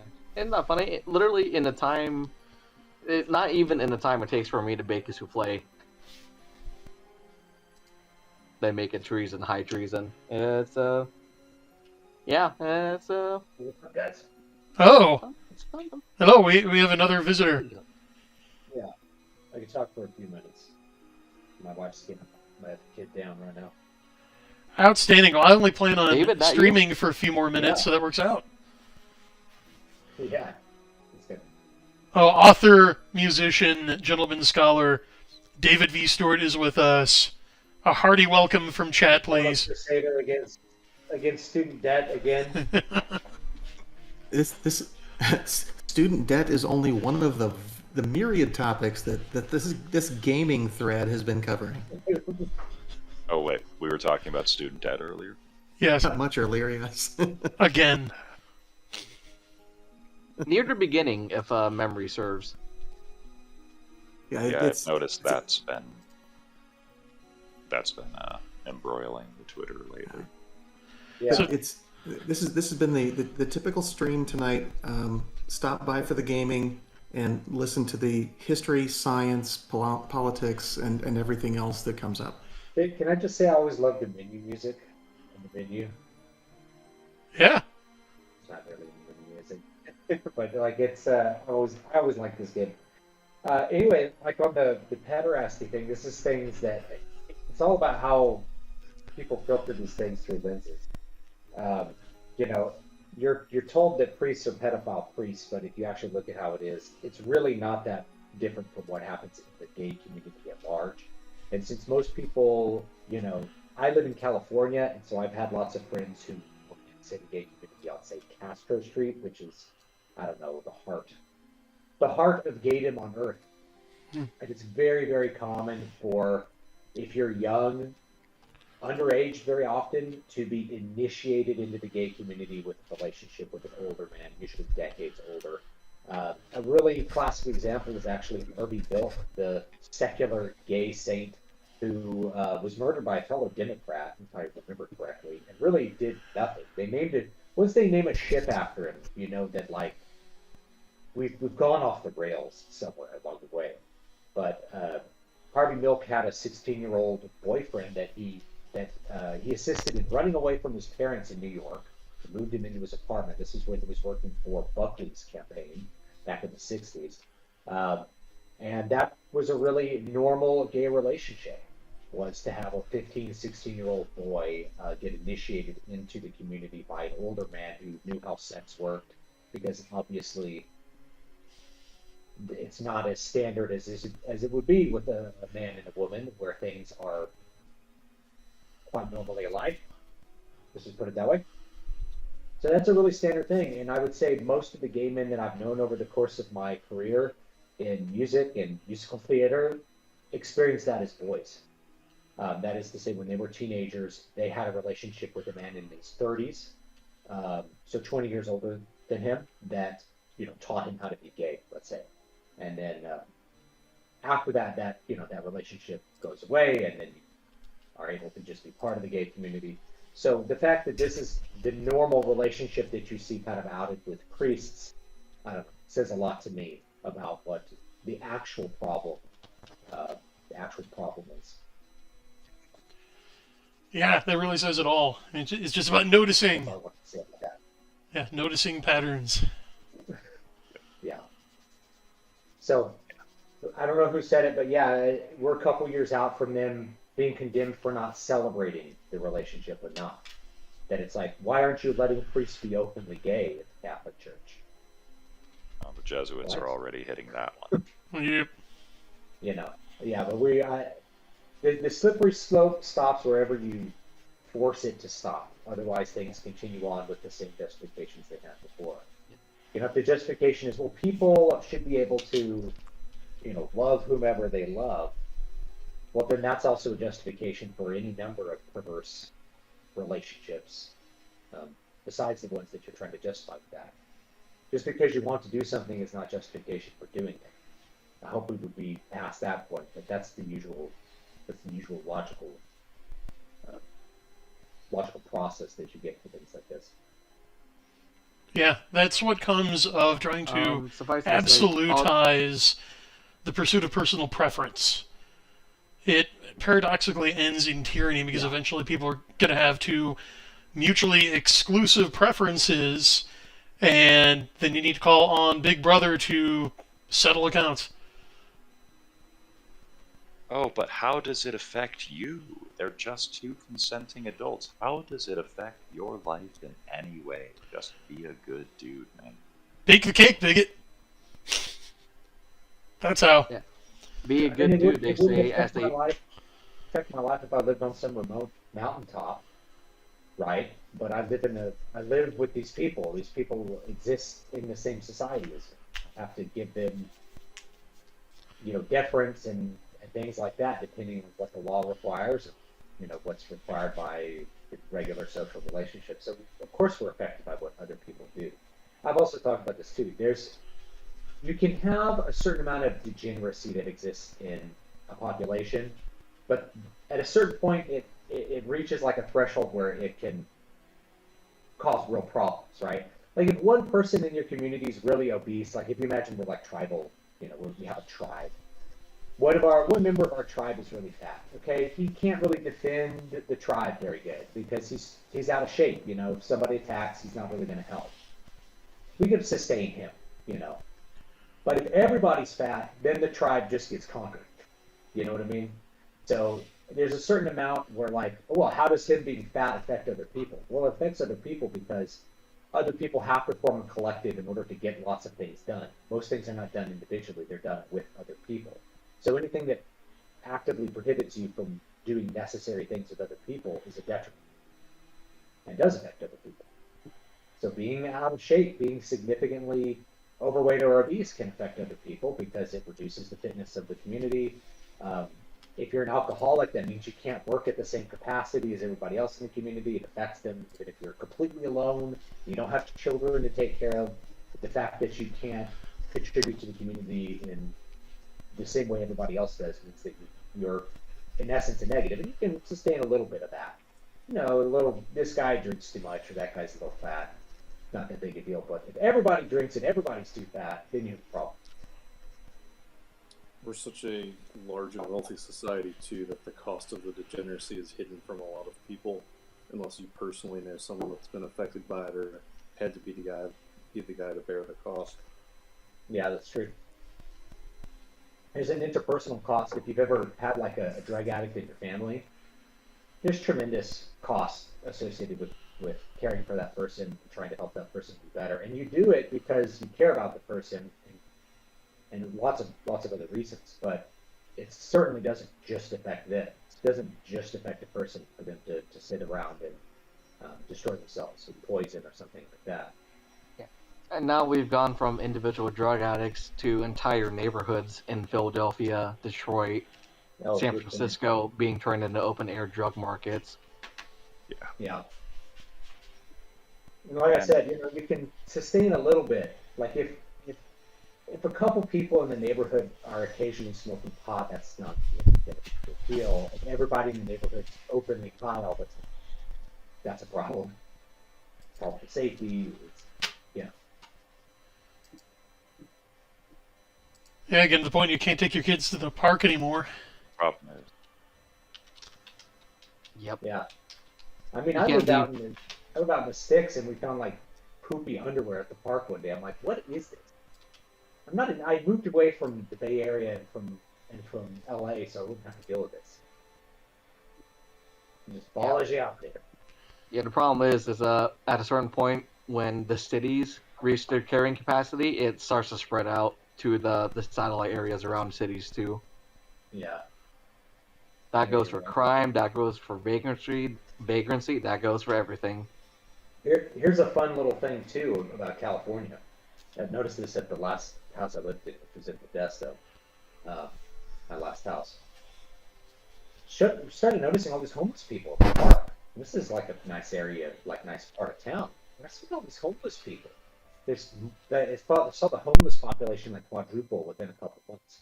Well, we found out what happened was San Francisco, to deal with their homeless problem, was literally putting them on a Greyhound bus and sending them to Modesto, Fresno, and Bakersfield. That was their solution. Was they literally paid them? They gave them like $200 and put them on a bus and sent them to a different city. That's a problem. That's a problem that there was happening with Hawaii. California was loading people onto planes with one-way tickets and just dropping them. In Hawaii, it's cheaper to do that than to deal with all the other costs. And right. That's literally something out of a South Park episode, but that's true. I think that's where they got it, was because they were busing people. They were like busing people to different parts of LA. Yeah, they just started busing them into the valley. As a fellow Californian, I am more than familiar with what David speaks of. That's it's gotten real bad. Well, that's homelessness. With all these small businesses shutting down, it's only getting worse. Yeah, that's homelessness. yeah. And We had a similar problem with crime in my area because I'm just 2.5 hours south of Chicago. And you guys might have heard of Cabrini Green, the infamous crime-ridden housing projects. Well, they razed those to the ground several years ago. And what happened to the former tenants? They shipped them down here, which is one reason why people talk about Chirac and they talk about Chicago's Iraq-like murder rate, but we trade on and off with them for a higher per capita murder rate. It's insane. My God. Now, I actually remember they did something like that in Fresno, California. They had all these, not just, they don't do housing projects, they do what's called Section 8 housing. It's a little too much to explain, but basically it's just heavily public subsidized housing. I'm familiar with it. They give you like a voucher. Anyway, so like we had a bunch of Section 8 housing around downtown. Downtown was a shithole, and it still is, Fresno. But they're like, okay, what we're going to do is we're going to build this stadium downtown. Well, like, why would you do that? No one wants to go there. Well, it'll make people go there.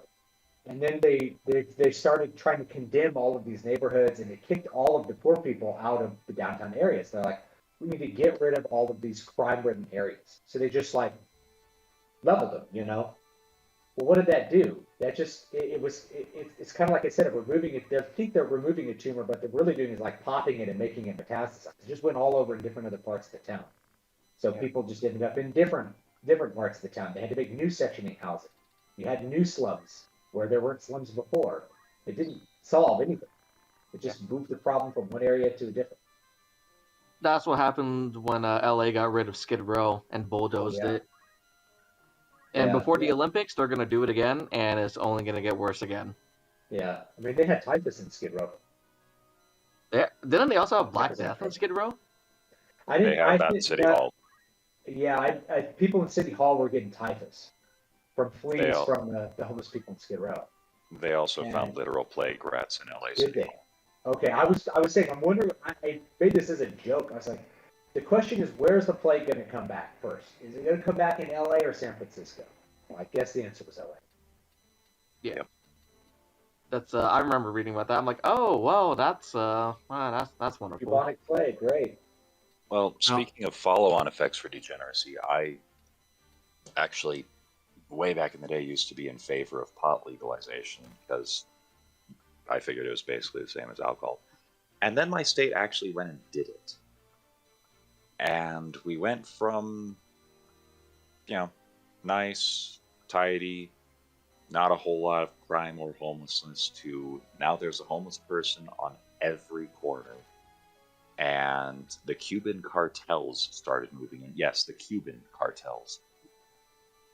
Using our state as a growth and distribution point, a protection scheme in all of the pot dispensaries, and basically using us as growth and distribution to other states.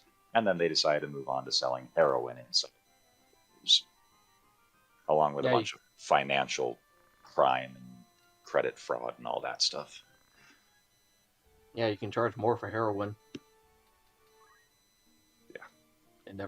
It's funny enough, at least in California, pot dispensaries are all in danger of going under because of excessive state regulation.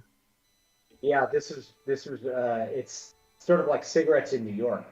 In New York, they jacked up the taxes and they made it really hard to buy cigarettes in New York. Like, we're going to stamp out smoking. Well, people didn't stop smoking. They started, the mafia came in and just looted cigarettes from other neighboring states and brought them in and sold them, cheaper than what you would get at the store.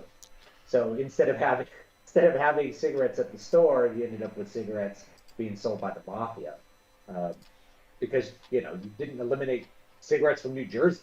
So you just go across the river to New Jersey and like grab a truck of cigarettes and bring them in and sell them.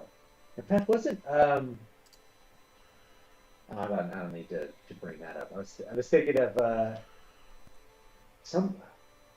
one of these guys from last year was originally getting popped by the police because he was selling single cigarettes. Oh, that guy. Ooh, yeah, I remember him. Which is like a thing that happens. Yeah, we have dispensaries. There's a dispensary over kind of the next town over from where I'm at. And I think it closed down. And I think it closed down because most of the people who were using it realized they could buy the marijuana cheaper on the black market. Yeah. Like way cheaper. Brilliant. Yeah. You think of all things you could sell in California, especially in the north, like around the Bay Area and large urban centers, it would be weed, right? If you want to make a profit. But turns out the government will even get in the way of that in California. So Yeah, this is always the problem. Like, we'll legalize it and like tax the crap out of it. Like, well, the problem if you make something ridiculously expensive, you haven't really solved your problem. If you're like, well, we're gonna undercut there won't be any more pot dealers. Sorry, but it didn't work that way. Nope. Slippery slope remains undefeated champion.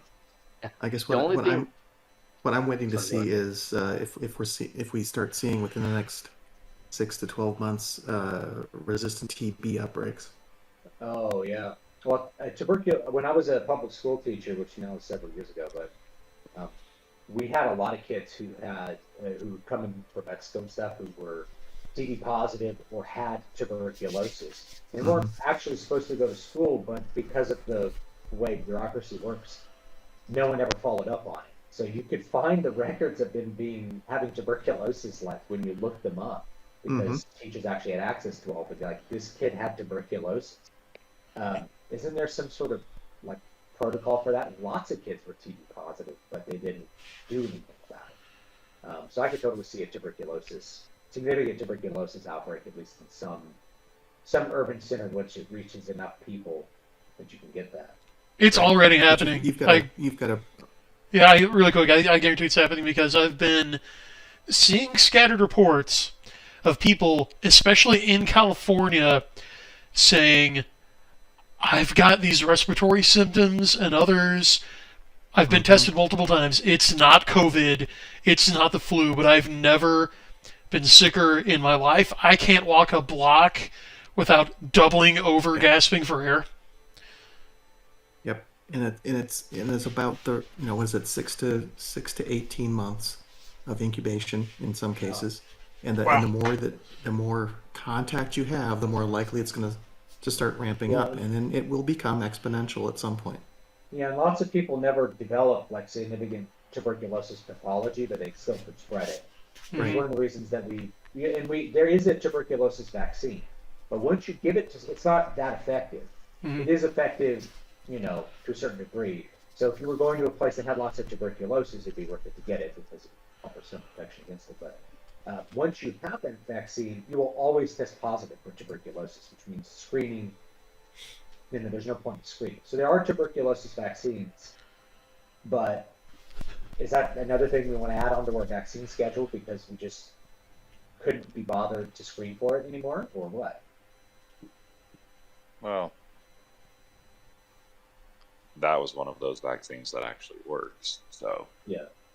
I thought it was kind of part of your standard, if you're gonna narrow down your vaccine regimen to like the absolute like bare minimum, isn't the Tdap, tuberculosis, diphtheria, No, Tdap doesn't have tuberculosis. It's tetanus.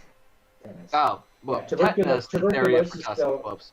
Yeah, we don't give it here because tuberculosis was not.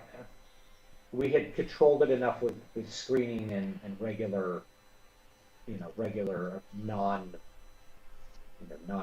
approaches before the vaccine really came out, and so you will get tuberculosis back if you're going somewhere where there's tuberculosis. So like, soldiers might get it, or like humanitarian aid workers might get it if they're going somewhere in the third world where there's still a lot of tuberculosis. But after that, you're going to test positive for TB from then on. My sister-in-law always tests positive for tuberculosis. She's been exposed at some point. She never developed the disease, but anytime she has a job that requires that screening, she has to then go get like a chest X-ray to ensure she doesn't have active tuberculosis. There's a problem with that too, because think about how many chest X-rays you're getting. You're subjecting someone to radiation. That has a risk too. A lot of people don't think that they think, oh, well, it's just an X-ray. Well, a couple X-rays, having dental X-rays every couple of years is not what they feel. Having X-rays, but those things add up. You have dental X-rays, then you have chest X-rays. I'd have an X-ray of my head before I got this hearing aid implant because I used to be a metal worker, so they had to see if there was metal dust lodged in my eyes, which I guess is very common. Because if I went to an MRI machine, because I had to get an MRI, so if I went to the MRI machine with metal dust in my eyes, the MRI would literally rip the metal dust out of my eyes and blind me. Whoa. or it would heat, and Or that yeah, would be get bad. hot. Yeah. I could go blind. Luckily, I have a metal dust. But that's an X-ray of my head, and these things add up. I remember this because my son has hemophilia, and he he bumped his head one time. And we went to the emergency room, and the doctor's like, I don't want to give him a CT or anything of his head because he has hemophilia. He will probably get more X-rays than a normal person. These things add up. You want to just minimize the amount of exposure to radiation. It can cause cancer over time. It increases the risk of cancer. So, anyway, point is like getting a chest X-ray every time you want to switch jobs. It's not very ideal because that has risks too. Absolutely. Now, David, to switch gears for As far as the just a second. Well, go ahead, Martel. I'll let you get in, then I want to ask David a question. So I was just going to say, as far as the vaccine stuff goes, and someone more knowledgeable than me can correct me on this if I'm wrong, but isn't the ideal use for a vaccine as a precursor to the extermination of the pathogen in question, like polio? I don't know for sure. We've eliminated exactly 2 diseases, one in humans and one in cows. So one of them was smallpox, which is very bad because smallpox is very bad. But I think smallpox had a very effective vaccine and a very linear means of transmission, meaning like you got exposed to smallpox and then you caught it immediately and got very sick. So it becomes a lot easier to control that. So smallpox has been eliminated. The other one was like a cowpox kind of disease. I don't remember what it's called. So there's only ever been one disease ever eradicated in humans, and that was smallpox. And I think smallpox almost got out at a point, like a lab worker accidentally almost got. Oh, looks like my daughter woke up. I'm gonna have to go. Okay, before you go, is there a book you would like me to plug, since CL already got one?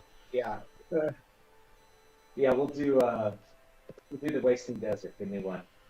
Okay, well, thanks for All right, joining us. I'll see you around. Okay.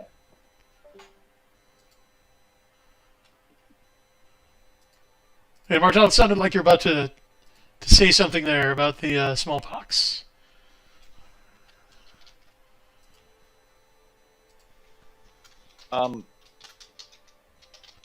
Well, it may or may not have been eradicated, but it's still very much a threat, and we still have a vaccine, which is...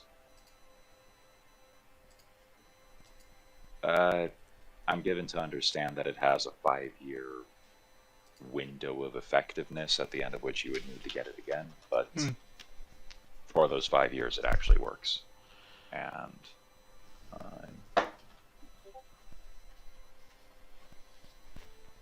Yeah, smallpox is like David said, smallpox was the only human disease we ever actually fully eradicated. The vaccine was incredibly effective.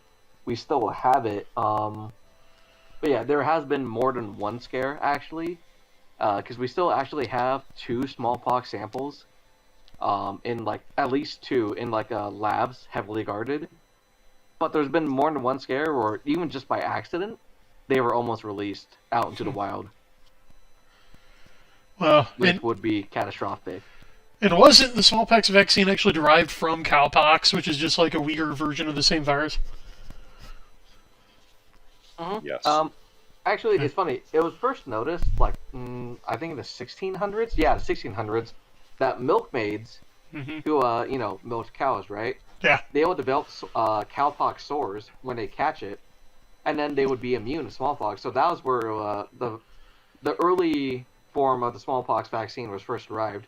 They would take basically like scrapings from cowpox sores, and then you would either inhale it through a straw or, various other methods of injection to expose yourself to the cowpox, which would inoculate you to smallpox. It wasn't perfect. Like, it was a very primitive form of vaccination. There was actually a certain fatality rate. Yeah. To that, even still. But it was, for the 1600s, it was the best you were going to get. Yeah. Well, the modern smallpox a vaccine isn't even a vaccine the way we think of it. Instead of an injection, you get stabbed 14 times in one spot with a needle with the virus on it. Jeez, they don't even do that with So it's rabies more anymore. like an old-fashioned inoculation. Yeah. Wow.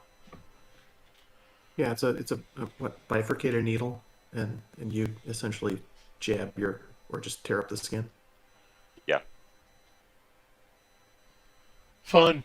Wow. I wasn't aware of that. That's Yeah, and then you have a weeping sore for a Mhm. month that scabs over and falls off multiple times, and you have to isolate it from the rest of your body because if it gets on any other part, you'll get weeping sores there as well. Right. And the scab has to get disposed of in a biohazard bin. you know what? Still better than smallpox. Have you ever seen pictures of smallpox victims? Yeah. Yeah, that's one of the reasons why it's not really used, because smallpox isn't a thing, and the vaccine is a pain, and it only works for 5 years. Yeah. But So- smallpox at some point, for a lot of countries, was a strategic level concern. Yeah, it's like cholera. Yeah. If your population was too devastated by smallpox, then your industries don't work all of a sudden. Your army doesn't have enough people, and you don't have enough farmers to grow enough food. That's how bad smallpox got. So yeah, they had to try and get that under control as soon as they can. But yeah, suffice to say, glad we got rid of it. Hopefully, nothing happens, where it actually gets released out into the wild from the small samples we keep in labs. But we'll see. Bioweapons are... Bioweapons are one of those weird things that everyone has, and no one has any intention of ever using. Funny how that works, huh? We made it with the intention of if they use it, then we have it in our bag, because we don't Yeah. trust them not to use it. Like, even nuclear or chemical weapons. There are moments when a country goes, yeah, I'm going to use this. Bioweapons, no one on this planet no one on this planet who is smart enough to be in a government is stupid enough to think that you can unleash that without help. Which, considering the caliber of people who work in governments, that's surprising. Well, It really just is. wait. Yeah, just wait. Because that standard's about to go down. Oh, yeah, Brian's right. Someone's gonna join government who hasn't read enough Michael Crichton, and they're gonna be like, "No, yeah, release the virus. We can totally control it. We got it under control." Or we will actually have a government of scientists. Oh, that would be We have worse. finally made the horror matrix from the classic sci-fi novel. Don't create the horror matrix, you fools. Hooray! Yeah. Oh no, the horror matrix is a matrix of horror. Who could have foreseen this? What has science Only someone done? has told Torment us. This hurts so bad. If only someone could have told us. If only there was a hint that the matrix of horror was actually a matrix of horror.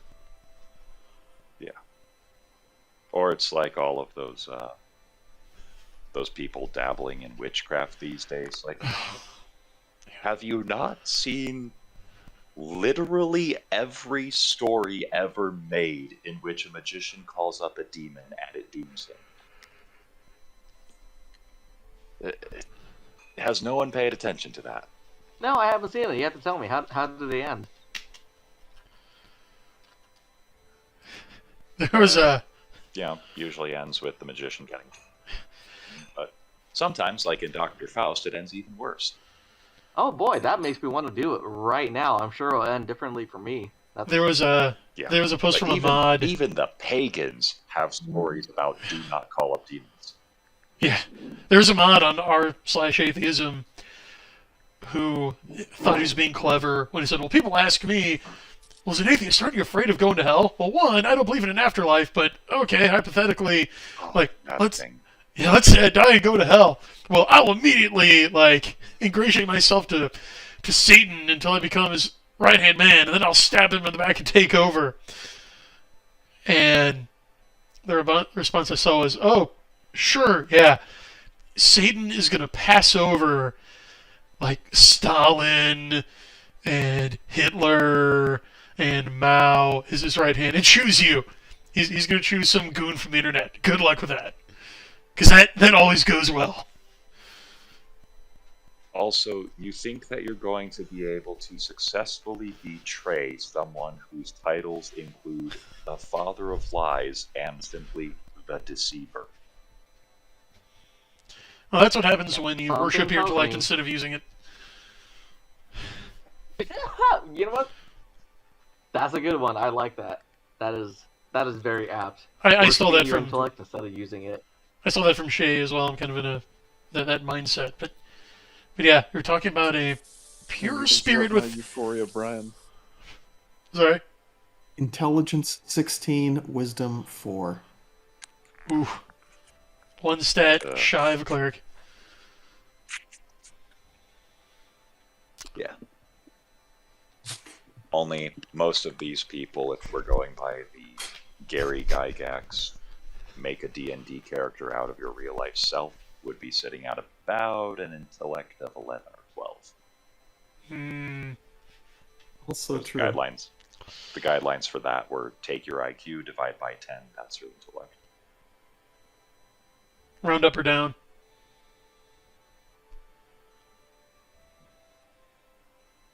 I think if you round down in this case, you get a more accurate number. Yeah. Interestingly enough, for strength, it's the number of pounds that you can 1 rep overhead military press divided by 10.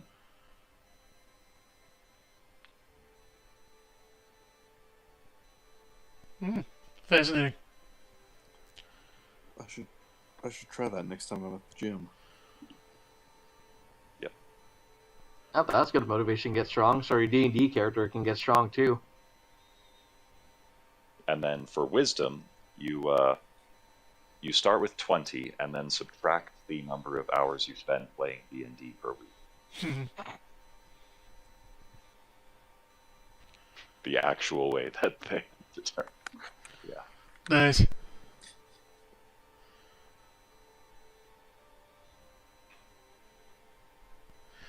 Okay. That's a subtweet of Jeffro. Yeah, he sneaked into the stream. Well, he's sneaky. He successfully rolled move silently. Okay. Well, I still have work to do, so I'm going to call the stream here. David, I saw you offering, or I saw, David posted a link to his book in the text chat here in Discord, and Marta, I saw that you offered to read the description. If you would like to, feel free. All right. The Wasting Desert. For millennia, it has stood as an impassable barrier between the kingdoms of the Divine Strand and the ancient Tricentennial Empire. Those who enter never return to say where it is. Alistan, a disgraced soldier and merchant, believes he can pass to the Empire in return, bringing with him a valuable secret that will help him to settle his debts and repair his tattered life. Guiding him is the enigmatic dark elf Mondar, warrior mage Thok, himself a descendant of the Empire's strange race of giants. They alone know the secret of the blasted miles of sand. Once they enter, they soon find that the ever-shifting paths of the desert have but one answer. Phantoms and forgotten spirits wander, lost and hungry for the human soul. But within the ancient sands and ruins, too, lives an ancient terror far more dangerous than lost souls. A horror that frightens even the mighty Thokar and the ageless killer Mondal. And the only escape is through to the other side. That was beautiful. Okay. How can you guys out there done. pass up that pitch? Link is in the comments. You can find it on Amazon. Wasting Desert. Get it now. I believe it is the piece that David is most proud of his own fiction work right now. So don't miss out. Also, you can, of course, find my work, especially the thrilling Comic from XE Double S in the links below. Be sure to check out the book that Catholic Lancer pointed out. Which one is that again, CL? Channel 1, the first collection of Owen Cyclops comics. Yes. Channel 1 by Owen Cyclops. Quality account on Twitter. Follow him if you get the chance. Does anyone else have anything to flog?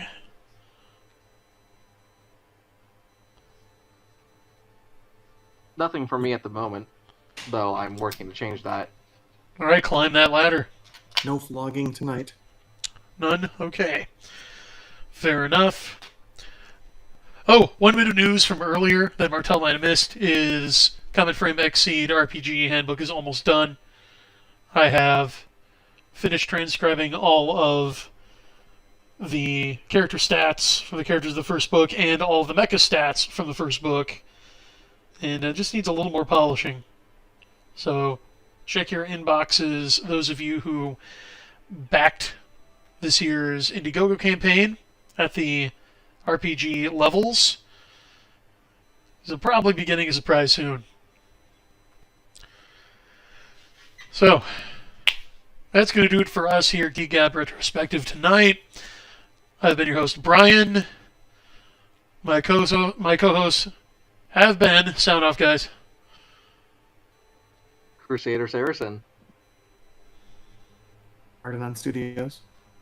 Catholic Lancer. And Martel. Thanks for joining us. We will be back. Or at least I will be back. It's always a surprise as to who will be joining me tomorrow night. And I think we'll do 9 p.m. Central, 7 Pacific again. That seems to be working out the best. So anyway, I'm getting parched and tongue-tied, which tells me it's time to stop. So thanks for joining us. We'll see you tomorrow night. And remember to like and subscribe to the channel. Click the bell icon.